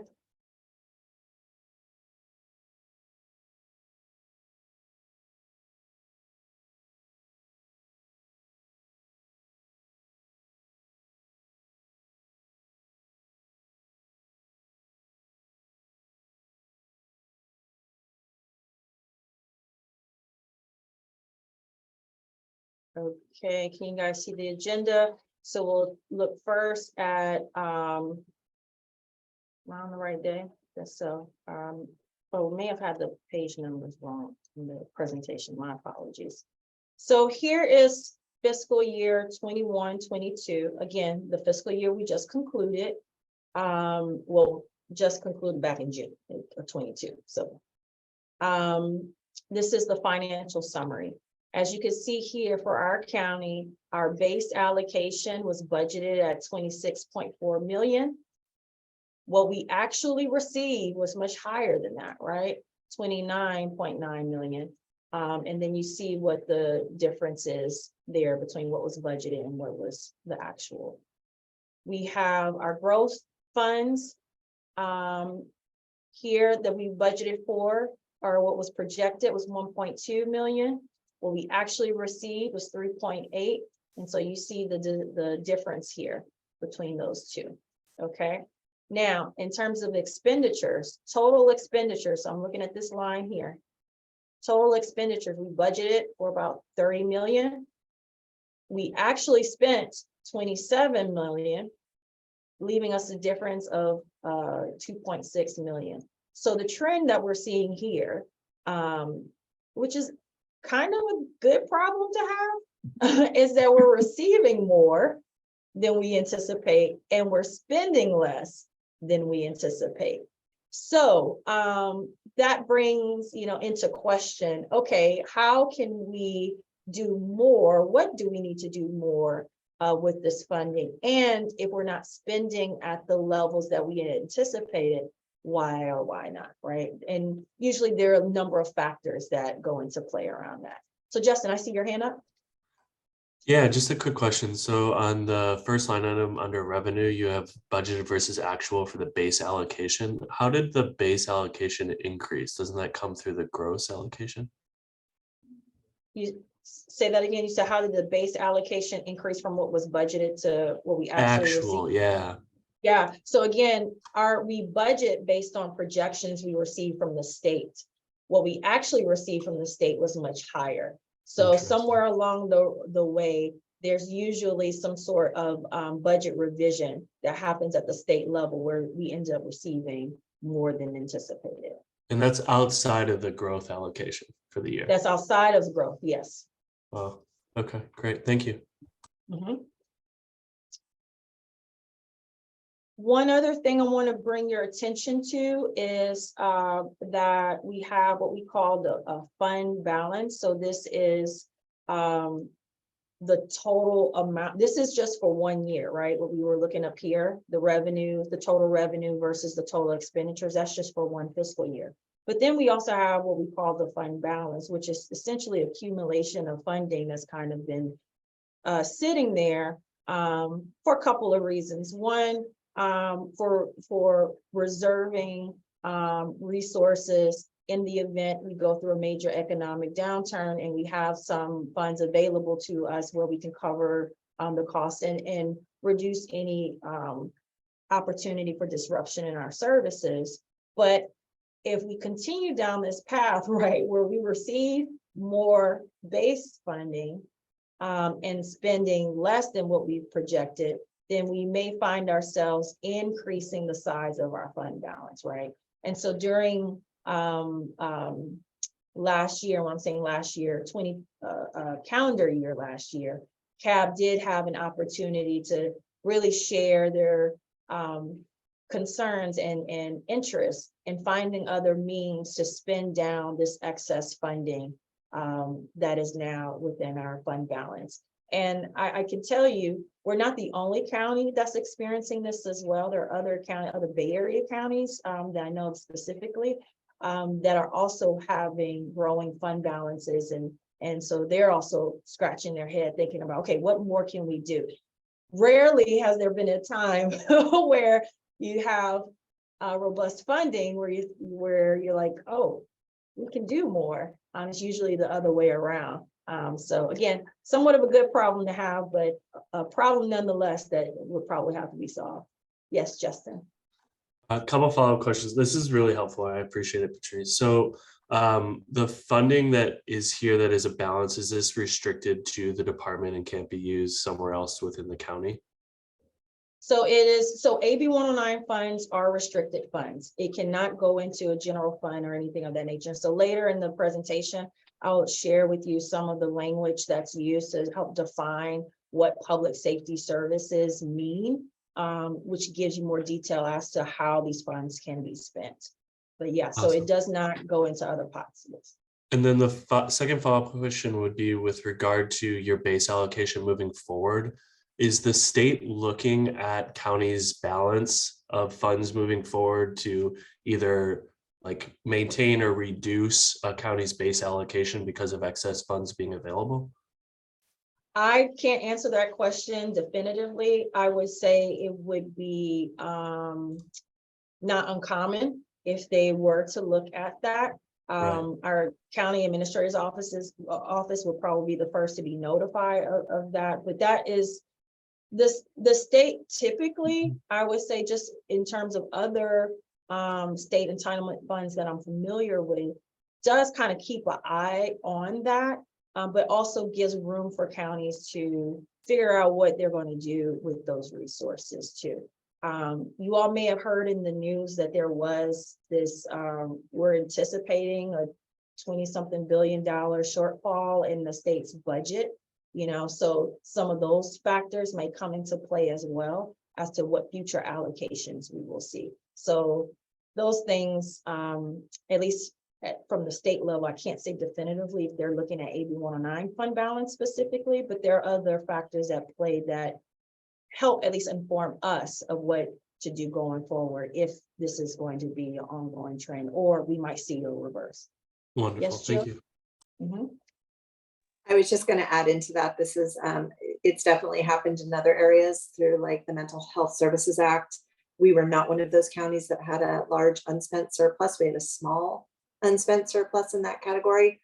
And we were allowed to determine allocations instead of just having the money yanked back. But it's always a concern, and we don't like having unspent reserves, especially when needs are not being met. So that is being addressed. It will be addressed this coming year on what to do with those unspent over our reserves that we need to keep.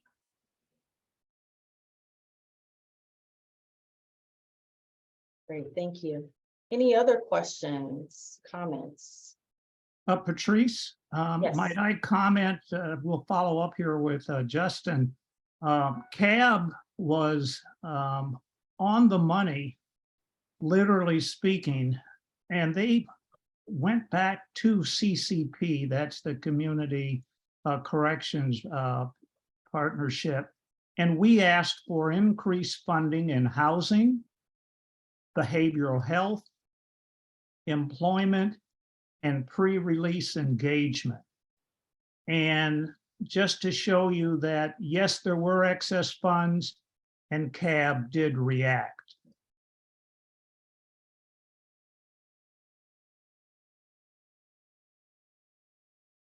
Okay, if there are no other questions or comments on this, I will take us back to then the next attachment that we'll review. And that is our FY 23-24 CCP total request summary. That's attachment 7 and start 69. So where I'm going to go over with you is sort of the overview of the budget requests for the next fiscal year of all of the AB 109 funded agencies. So the way that the budget request process goes is that generally around October sometime, the CAO's office releases instructions to all funded agencies, and this includes the county agencies that are receiving AB 109 funds, which you'll see here, as well as CAB will be notified, given that CAB makes recommendation or makes budget requests as well on behalf of community programs. That information goes out in October with the budget form and an opportunity to sort of outline line items that they would like to see funded, or that funded agency would like to see funded. That will include either current ongoing expenses that have been previously funded, and then also an opportunity to request additional funding or reduction in funding if there was some change to their service, okay? So for planning for 23-24 budget, this was the request here. We have our sheriff's office and some of the line items that were offered. So you see that their ongoing costs from, or their baseline costs from the prior fiscal year is just over 10 million. They requested a total of 11 million. One other thing I want to mention too is that built into all of this are COLA increases. So if you see that there's no program modification, meaning a request for increase in funds or reduction in funds, but you see a slight increase, that's because of that. The COLA increase has been incorporated, okay? Probation as well, some of its ongoing costs were at 4.1 million. There was one additional request of 190,000 of operating costs for their total cost to be 4.5. Our Office of Reentry and Justice, we were at 934,000. And we made a request for additional funds of 173,000. This is because we wanted to, as I shared earlier, bring on more staff for our program side and our research and evaluation side, which meant our total request was just over $1 million. Behavioral health, similarly, I believe this related to a part-time position here. Health, housing, and homeless services. This is our homeless services division in the county. They had a status quo request. Our detention health services, they also had some cost savings here, or a reallocation from their nursing line in West County to substance abuse counselor, okay? So this is just a snapshot, right, of what is the funding request for the following year based on their baseline allocation of the prior year. So we have our public defender's office. On the next page, we have our DA, employment and human services and their reentry work. Our workforce development board, which is also within EHSD, but operates separately. We have our Police Chiefs Association, though not a formal department of the county, it is an association of our police chiefs who receive funding for providing officers to support the mental health evaluation teams that are administered through our behavioral health department. And then here, our community programs. This is essentially CAB's budget. So you see your total is about 5.8 million. You all requested a 5% COLA increase, which was incorporated here. And your total request was just over 6 million. Superior Court also had a status quo request. That leaves us with a total expenditure amount requested of 34 million or excuse me, 34 million of the previous year. And our request for fiscal 23-24 will be 36 million. So Patrice, there was a request to increase the size of the presentation. Oh, I'm And it sorry. may just Okay. be specific to this one. I'm not sure, but. Okay, is this a little better? Give me thumbs up. That's I'm great. not Thanks, seeing- Patrice. Okay, cool. Okay, cool. All right. So again, this is the budget requests that are made to CCP. This particular summary was accepted and approved by CCP. PPC, our Public Protections Committee, again, Supervisor Joya and Supervisor Glover, when they meet, and they're expected to meet either this month or February timeframe, it's very likely that this will be one of their first agenda items where they will review and either approve or request some modifications before they kick it back up to the board. Any questions on this? All right, hearing none, so then we'll go to the next. I have a quick question. I just couldn't get off mute Yes. quick enough. Sure. I'm sorry if it's a silly question, but how soon will you know if the recommendations made are accepted? Typically speaking, if the PPC approves it without any significant modifications, it then goes forward to the board and we can expect approval at that level as well. And correct me if I'm wrong, Elisa or Jill, but the budget approvals usually happen around March or April? April is the budget. April. Yeah, so usually around that time is the final board approval. You would only anticipate that there may be somewhat of a kickback, if you will, or a change in the budget if there was, significant concerns coming from a particular department or from the community about, a specific funding allocation here or request. It has happened in the past, I will say, but they're really infrequent. Thank you. Any other questions? Great questions, by the way. All right, so we'll go, and then the final item we'll look at is you guys's budget proposal and narrative, which is attachment 8, beginning on page 71. This is what you guys requested. So this is the budget form that I talked about earlier that the CAO's office releases to all the funding agencies. You list your salary and benefits, sort of the program function, baseline allocation of the prior year, your baseline requests for the upcoming year, a modification request if you're requesting an increase in funds or a reduction in funds, and then your total allocation.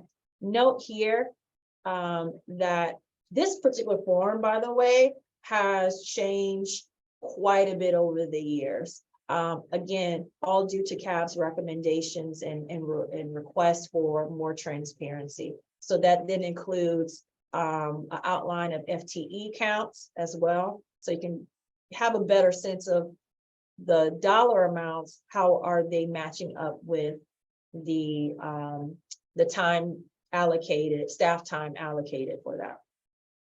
Because the community programs that fall under CAB are all contract-based, you have no salary or benefits that are listed here. You have only operating costs. So that's the contracts that go out, and that's the bulk of the funds here. And then you also have quarterly newsletters that are developed between the 2 reentry service hubs. You have a funding allocation that's embedded here. And then there are the CAB operating expenses. This $3,000 has not changed over the years, but it is here in the event that you all wanted to hire a trainer for any particular reason, or let's say we did our retreats now more in person, you wanted food to be covered, any sort of operating costs around activities that really support CAB's work, okay? And then on the back side of that is the program narrative. So it just details in a narrative form what you're requesting here, okay? Because COLAs are not considered program modifications, you're not necessarily seeking, though it is an increase, you're not seeking an increase. The county is accounting for COLAs every year, and so it's built in as part of the base. So CAB then asked that the COLA this year, or for the upcoming year, for the community programs are at equal level of what the county departments have received, which is 5%. Okay. So that was your request for last year. And then the third page of this document is the breakdown of the actual contractors. Again, this is a standard form that all agencies must utilize for their budget requests.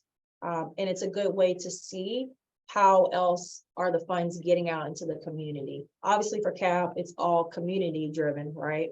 Because these are all CBOs, but then there are departments like behavioral health or probation or public defender's office, that may get funding and they are then contracting a service out to another provider. And so that you, again, to enhance transparency, you have the opportunity to see that listed there, okay? Any questions on this document here?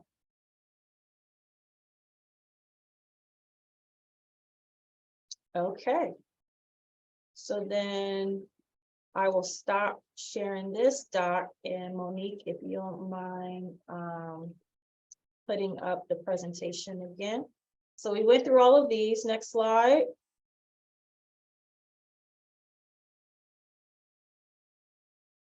And just in the interest of time, I want to make sure we're okay. Oh, I'm just a little over time. Okay, so what I'll do really, really quickly. First, I'll say, go back and read all of this verbiage. Is really important. But the other thing I wanted to mention, at least for the next several slides, is really to talk about the then new accounting structure that came about as a result of AB 109. AB 109 didn't just change things for the probation department. It changed things for the district attorney's office, changed things for the public defender's office, for sheriff, on and on. So it's multiple agencies that are impacted.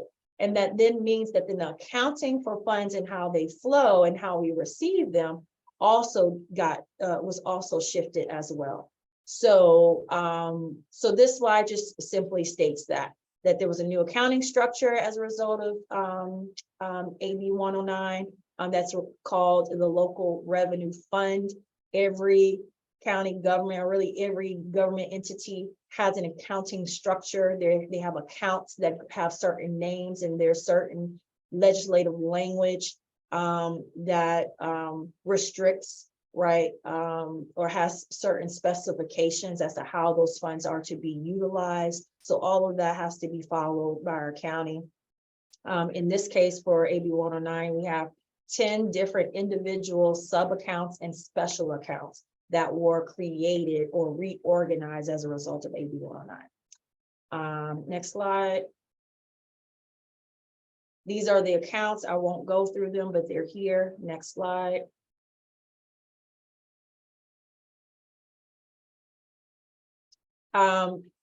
Earlier, Justin, you were asking about sort of the uses of the funds. This is some of the language in the government code where AB 109 resources can be used for public safety services. And this is how public safety services is defined. So you can see it's a range of things, right? All really critically important resources and areas of great concern to the general public, the community at large. So a lot of the recommendations that CAB has put forth, policy recommendations, usually fall within these sort of definitions. Next slide.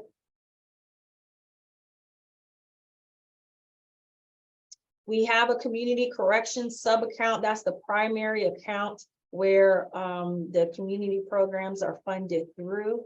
And then again, this is just some more language as to each of the defining each of these accounts that were created from AB 109. Next slide. Oh, okay, and then we're at now reflections and questions. So that was a lot, but hopefully that gave you enough just to get your feet wet and all things AB 109 funding. So I will turn it over maybe to Nicole on the reflections and questions. Yes. Thank you, Patrice. And the questions that everyone was asking was great. So let's go ahead and look at some reflection questions. Out of all that information that was provided, I mean, that was great to understand about the funding and the budgeting and how that works. What are one or two things in particular that stood out to you or to anyone?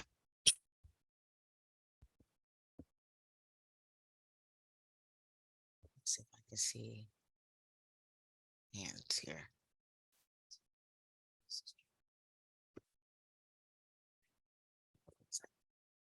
I think for me, and what Crawford had alluded to, is just kind of the excess of funds available, and how it's our responsibility to encourage the distribution and use of those funds to support these populations. So I think it goes into the second question, but really excited to see where we're at with that and the opportunity that's in front of us to really expand on the work that's been going on over the past 10 years or so.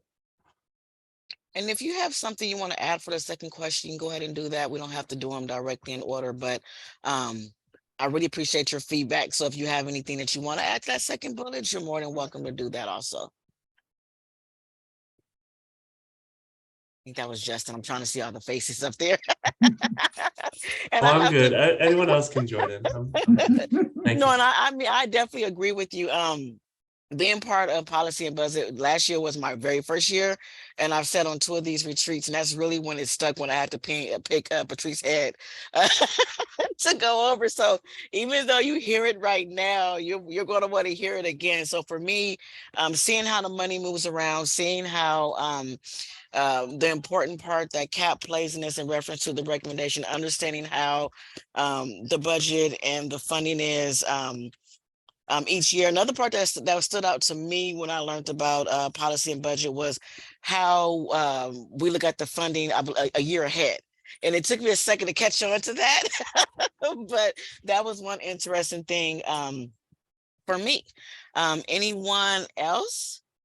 Trying to see if no? Yes, it was also interesting for me as well. I was on policy and budget for my first 2 years, and trust me, it was a challenge to really wrap my head around all of the acronyms and all of the FEs and understanding the entire process.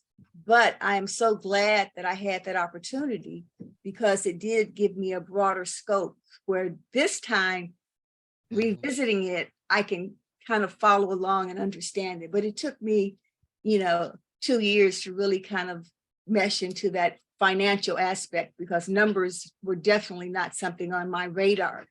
But I appreciated the opportunity. I learned a lot. Thank you, Ozzy. Me too. Anyone else? Nicole, why don't I reach out and let's make sure we've got everybody, in the queue.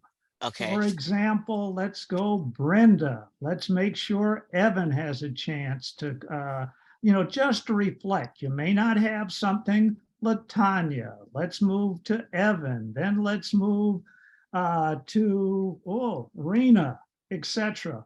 Please, this is your opportunity. Hey, we welcome your questions, even observations like, hey, this is too much right now. That's good too. Because if we know what is too much, we know what to focus on. So please, the newest members to the board, chime in at any time, as well as Lugnita and Reverend Van Hook and Scott, etc. again, this is your time. You can help us do a better job in setting the stage for what knowledge you need and how we can do a better job of conveying the intricacies of the doggone cab board so that we can simplify it for you. And you too, Lila. This is Brenda Lee. I'm really intrigued. At first I thought, oh my God, what are they doing to me? All these numbers. I'm like, oh God, help me. But then as I went through it and I said to myself, no, you're gonna sit down and go over it. If you can do a budget for your family, which I'm responsible for, then you can understand this. I'm happy to see that, you know, there are a lot of people in West County. And so I'll be interested to see how this is going to affect the community of the reentry in West County, because I was not aware that we had so many programs available to us. So thank you. Good. Brenda, you broke the ice. Thank you. Thank you very much. Brenda, yes. Okay, anybody else? We've heard from you, Justin. We've heard from Evan. Again, this is an opportunity. Hey, talk to us. And I was going to add, no response is a bad one. No question is a bad one. If it's a thought, just throw it out there. That's how I felt my first retreat. I wasn't sure what I could ask them. We're all learning together. I can tell you, being part of the policy and budget subcommittee, I was scared too. It's written when I seen all those numbers, but after I participated and Patrice broke it down, it was a lot more simpler, and it's actually exciting to see those numbers and make those recommendations. And then being part of the community, you're able to say, hey, this area needs more. So very excited about that. So just throw something out there and we'll just take it and go from there. Again, any observations? Lila, do you have any observations that may be helpful? I do. How'd you know, Crawford? Okay, y'all are gonna miss me talking so much, aren't you? Yes, I am gonna miss you. Thank you. Whoever said no, thank you. I did. No. Okay, so something that's coming to my mind was just the number of times that Patrice mentioned evidence-based practices and programs, and how kind of little the CAB has really been involved around that. It was touched on within the programs and services subcommittee at different points. And there were trainings that different organizations attended. I don't know that everyone on the CAB, attended those trainings. So when I'm thinking about budget recommendations, and I'm thinking about policy and policy recommendations as well, I'm just wondering how the evidence-based programs and practices can potentially support the work of some of the subcommittees. Like, I'm wondering, would programs and services want to take a look at some additional models of evidence-based housing for reentry folks, and I have the same thought that comes to my mind that I had through a lot of last year, which is just like, how do we move the money that's available to where we want it to go? And that can be a complicated process with government. And so I'm really hoping that this year that some of the surplus can be moved towards housing. And that is a very complex question, because housing is not always available, or how do you, get additional units that are out there. So there are good problems to solve that are still here for, for the CAB. And thank you for the opportunity, Crawford. I just want to say an encouraging word. And I don't know if this is the right time, Crawford, just like maybe one minute to echo something that other folks have been saying. to really lean into your work on the CAB, to feel empowered to speak truth to power and to be curious and push the conversations and really take risks. And to not be overly cautious with our approach from the CAB, because we will get slowed down by the process and the red tape, and really to center those that are most impacted, that you care about the most in your advocacy, including yourself, and for us to build on the community and relationships that Dr. Reverend Hook mentioned before. Thank you, Crawford. And thank you. I noticed, Scott, your hand is up, sir.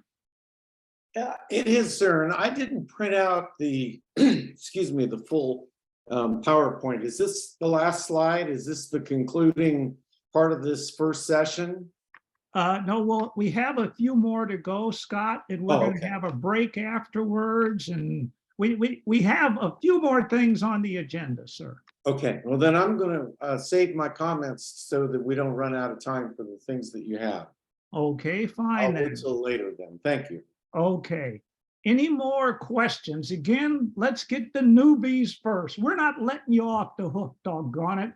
Where are these the doggone newbies? We're here. The purpose is to help you, to make sure that we're extending that hand. Hey, we're welcoming you into the fold.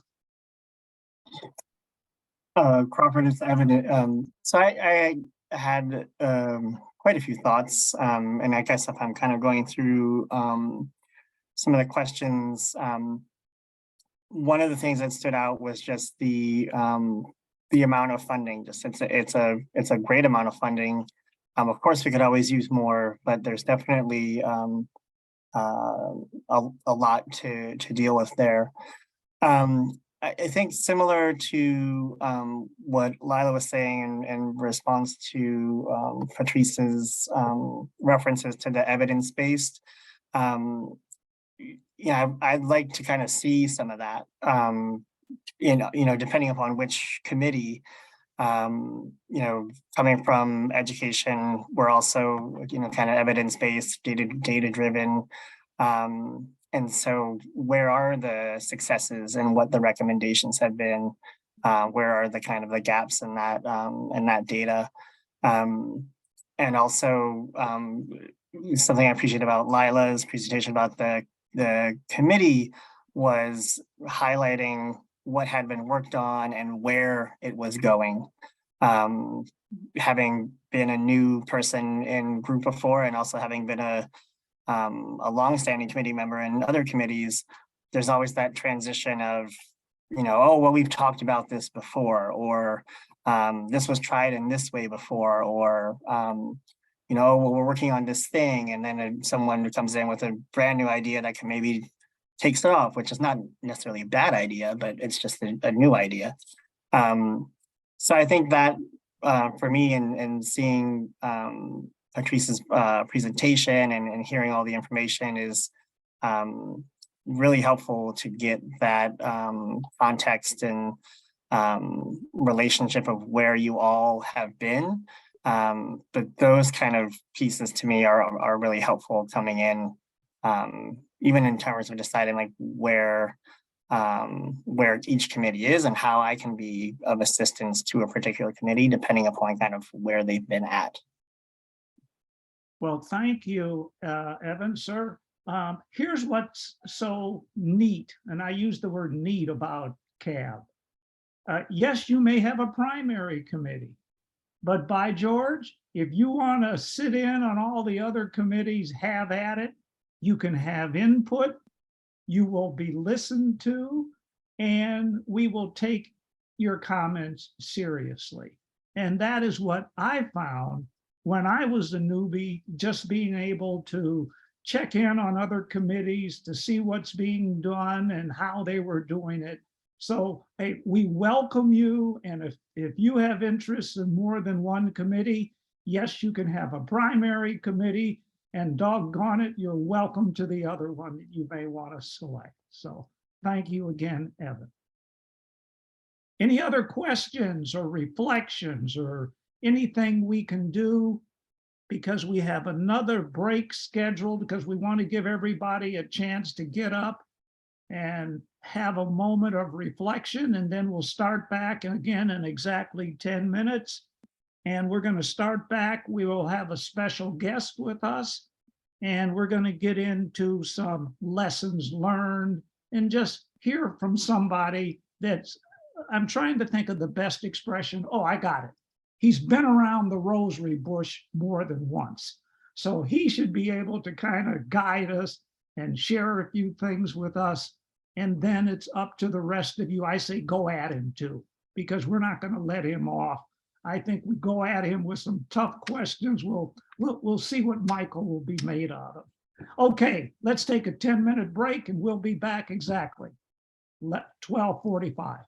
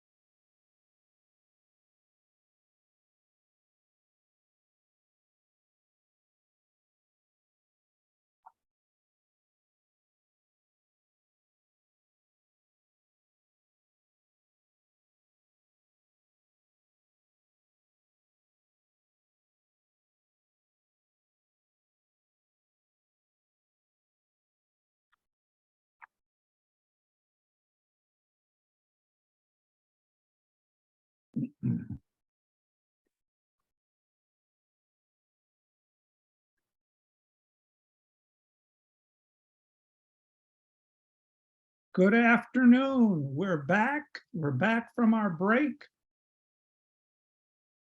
Want to make sure everybody's with us. Are we ready to go? Monique, Hi, are you Crawford. there? Yes, I'm here. I'm here. Okay, or are you going to leave the break up for another 20 minutes? Huh? Are you going to? If you're okay with that? No, just Okay, kidding. no. I know no, you're no, not, no. though. I know you're not okay with that. Okay, that's good. Okay, why don't we move to the next slide, please? Thank you so very much. Well, this is going to be a little kind of what we'll call a neat area. The person we've asked to join us is Michael Pitts. Michael Pitts is the past chair of CAB. And by the way, this gentleman set the stage for quite a bit of what we were able to accomplish this past year. And I just thought we should invite him to maybe share certain things about his experiences and the pluses, the minuses, and maybe some recommendations that could help us be a better board and work together in the coming year. So Michael, the floor is yours, and thank you so much for joining us. Thank you, Crawford. First, I kind of learned that if you have somebody speaking at this point of a training, that I should start off with saying, this is going to be short and quick, so that maybe, you'll know that I'm not going to be up here droning on for a long time. Crawford, you did say, so thanks for the invitation. I do feel like coming back to my alma mater to speak a little bit, so I'm excited about that. And also, you did say something about kind of setting a foundation in the stage. And, I came in where that stage was already set from the folks that were there before me. So, Patrice Guillory still kind of in a leadership role here. And I know she was on a leadership role with CAB before I got here as well. And so, so some of my experiences just as a chair at CAB, one thing I just want to mention is that this whole learning curve, you guys are all doing it together. So remember my first retreat and just kind of feeling overwhelmed and not really understanding where I fit in. And I was voluntold for a board chair and, I was kind of nervous about that. So just want to assure the folks that, and I'm sure they have already, that, you being as a part of the board is that you're bringing your expertise and your valuable perspective to this board. And so there's a value for all these different outlooks and the way that you maybe look at the puzzle or the things that we're working on together. So, and I really think that one of the things that's very important, especially about this retreat, is that you are discussing the purpose and the responsibilities of CAB. And I think my experience has been as a chair that is something that you have to kind of calibrate as you go through the year. So as you folks here that are very enthusiastic and leaning forward, I think as Lila used the analogy, leaning forward into the work, is that you're going to have to really calibrate to make sure that are we working toward and within our purview, under our umbrella. And so that's something that as a leader, as a chair, Crawford, is you're going to have to really do that. That's the question you got to ask yourself. Is this really under our responsibility? And there is some comfort to seeing the Zoom and seeing that owl looking over Crawford's shoulder. And so every time I do talk about CAB, I do have to mention that one thing that Crawford needs to get credit for is he came in immediately and kind of looked at some of our language. And so I know folks have probably heard me mention this before. I saw part of the PowerPoint, and there's that word about what the board does. It's the spotlight. It's to shine light on it. And that it may seem like it's a small nuance, a small change, but when you think about watchdog, what the job is of CAB is to kind of oversight that I think spotlight is a really good word. So I'm assuming that, during his tenure, there's other things we've looked at and kind of adjusted the way we kind of look at what we do. And I'm going to say we because, I'm still kind of taking ownership here. So I'm not going to say y'all, I'm going to say we. So one of the things that I feel like so I was on the board for 3 years. Probably a little over 1.5 of that, I was either the chair or the acting chair. And so Crawford kind of wanted me to look at, some maybe missed opportunities.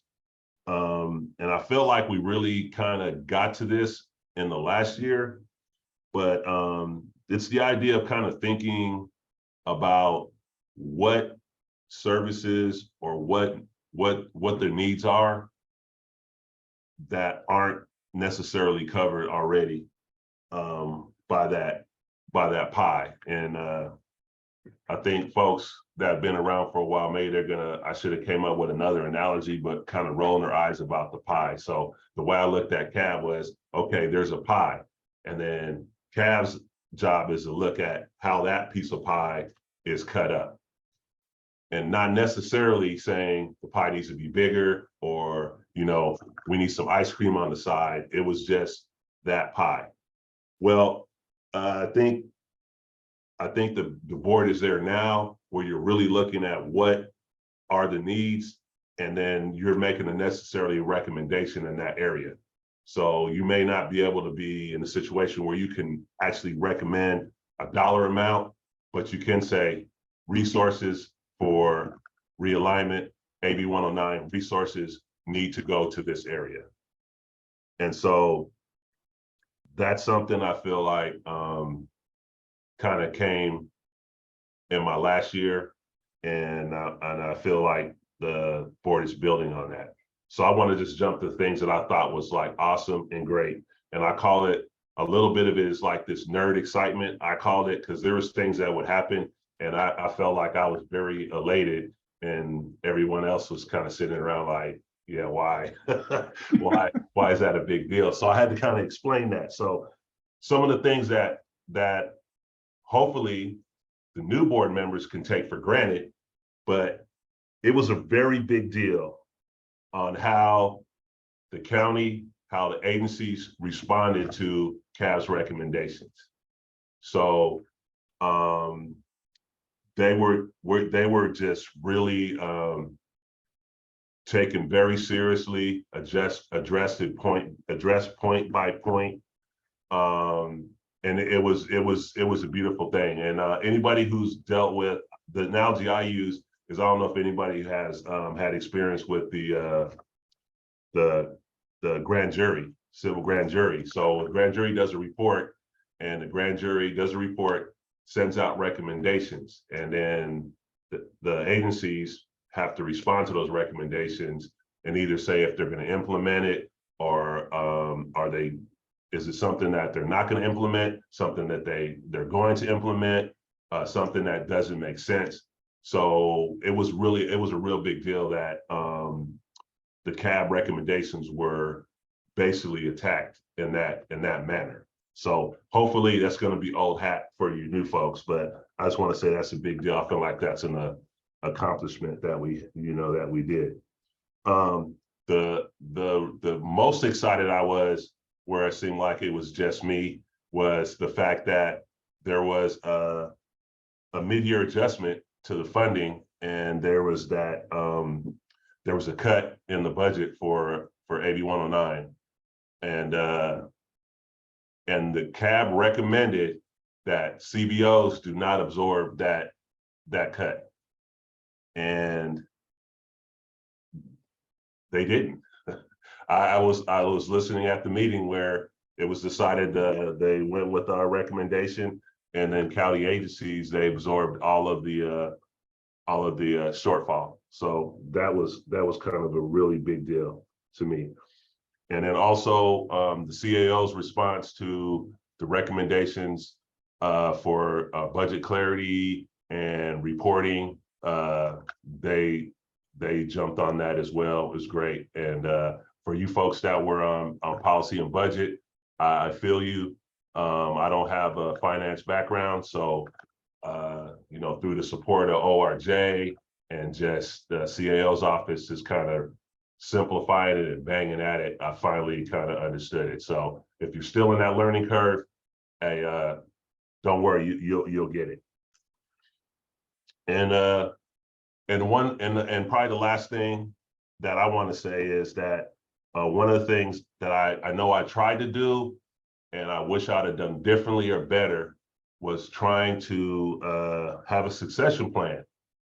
So I just want to throw out to folks that are out there right now that it's not a big jump to go to an officer. It's not a big jump. You do have the support of ORJ, but I would hope that some of you folks are thinking about it. That maybe Crawford or I'm sorry, I don't know who the vice chair is right now. That are, you know, maybe tapping people, you know, behind the scenes, maybe for them to think about when that when it comes to that time at the end of the year. And I'll leave it with this. I do have my story about the retreat, the first retreat I went to, and it came time to volunteer for people to be part of the chair and what subcommittee they wanted to run. And everybody see that commercial where with the alligator arms? That's kind of what it was. And which made it really daunting for me was right before we did the vote, it was a consensus that, you know, it takes about a year to get acclimated to what you need to do with the board. And then it came time to vote and all the short arms came out. So, but I do gotta say, my first year as chair, you know, Ozzy was part of that group. I'm trying to think who else was there who I could see, but I was all ready for a battle to get to get all the officers and everything and the subcommittees and everything done. And folks were just, you know, chomping at the bit to get going. So I just want to say it was very fulfilling for me. And I just want to thank you folks for your service, for being part of this board, because it is voluntary. And just, hey, if any assistance or any help that I could provide, please do not hesitate to ask. Well, Michael, thank you.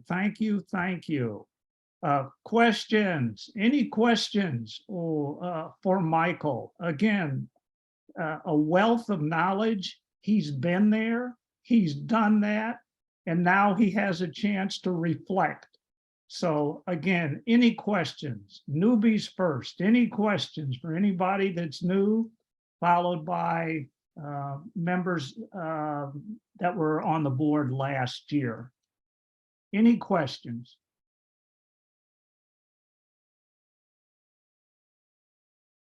Okay, well, Michael, it looks like you got away. This is easy. You got away from me. So I want to thank you again, Michael. And just to share with you, when I just came to the board, Michael was able to give me some decent direction. For some reason, at the time, I was interested in veterans items, and Michael directed me for veterans. He directed me for items on vetting, and he directed me for items, or well, how can I put this, on evaluating various law enforcement agencies, and in particular in LA. So the man did one heck of a job in at least pointing me in the right direction. So I thank you for all of that publicly, Michael. And again, thank you for helping this particular board. So thank you. Any questions before we move forward to the next slide? Would you be kind enough then to take us to slide 44? And Lila, can you maybe help us out? as well as Nicole. By the way, Michael, Nicole is the vice chair. So Nicole and Lila, is there anything you two might have in mind for us to chat about or take a look at?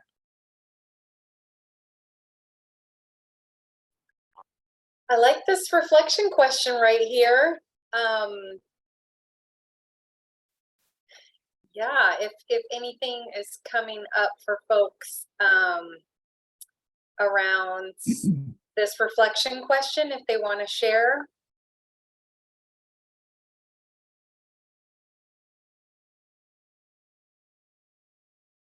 I hope we haven't overwhelmed everybody here. No questions. Again, any questions? So day two is, I tell you guys, day two is going to be even more exciting. I know it's a lot of information, but we really dig deep into more about the subcommittees and talk about more information. I know it's a lot that we gave you, but anything you're looking forward to for tomorrow. This is Julius Van Hook. I would like to say just again, you know, the presentations and everything today was absolutely phenomenal. The way the information was presented, of course, and even the the transparent sharing. And again, I believe this is just the makings of creating community.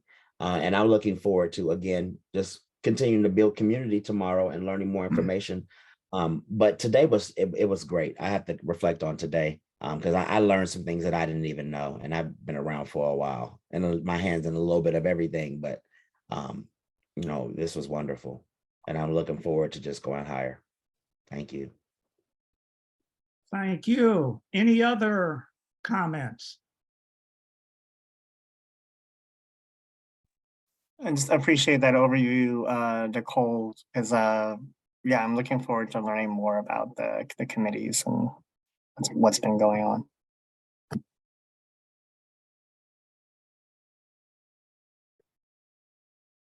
The information has been very helpful. I actually have a lot of notes and we'll create a cheat sheet with all the abbreviations. So it's starting to make sense of like what, everything stands for, the history of it, the work that has been done, and then the work that will be done in the future. So I feel like today was provided us the bricks so that we can build for 2023. So thank you guys so much. Any other comments before we try to bring the curtain down here for today? Any more comments? All right, then. If there are no more comments, let's, first of all, could you put slide 45 up there, please? And we want to start with thank you, and thank you.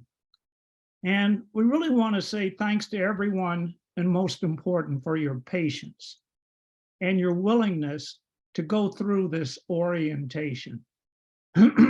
We realize this has not been easy.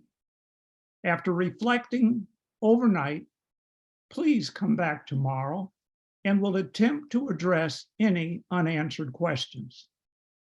And I think a special thanks is in order to our presenters. This was not an easy task, and their willingness to contribute is so very, very much appreciated. Also, tomorrow, we will attempt to identify priorities and form our standing committees for 2023. The new members have received an email from me to review the various subcommittees, their charters, etc. So hopefully that was helpful. Also, we'll touch on the most recent CAB recommendations and most important, a review of our ambassador toolkit.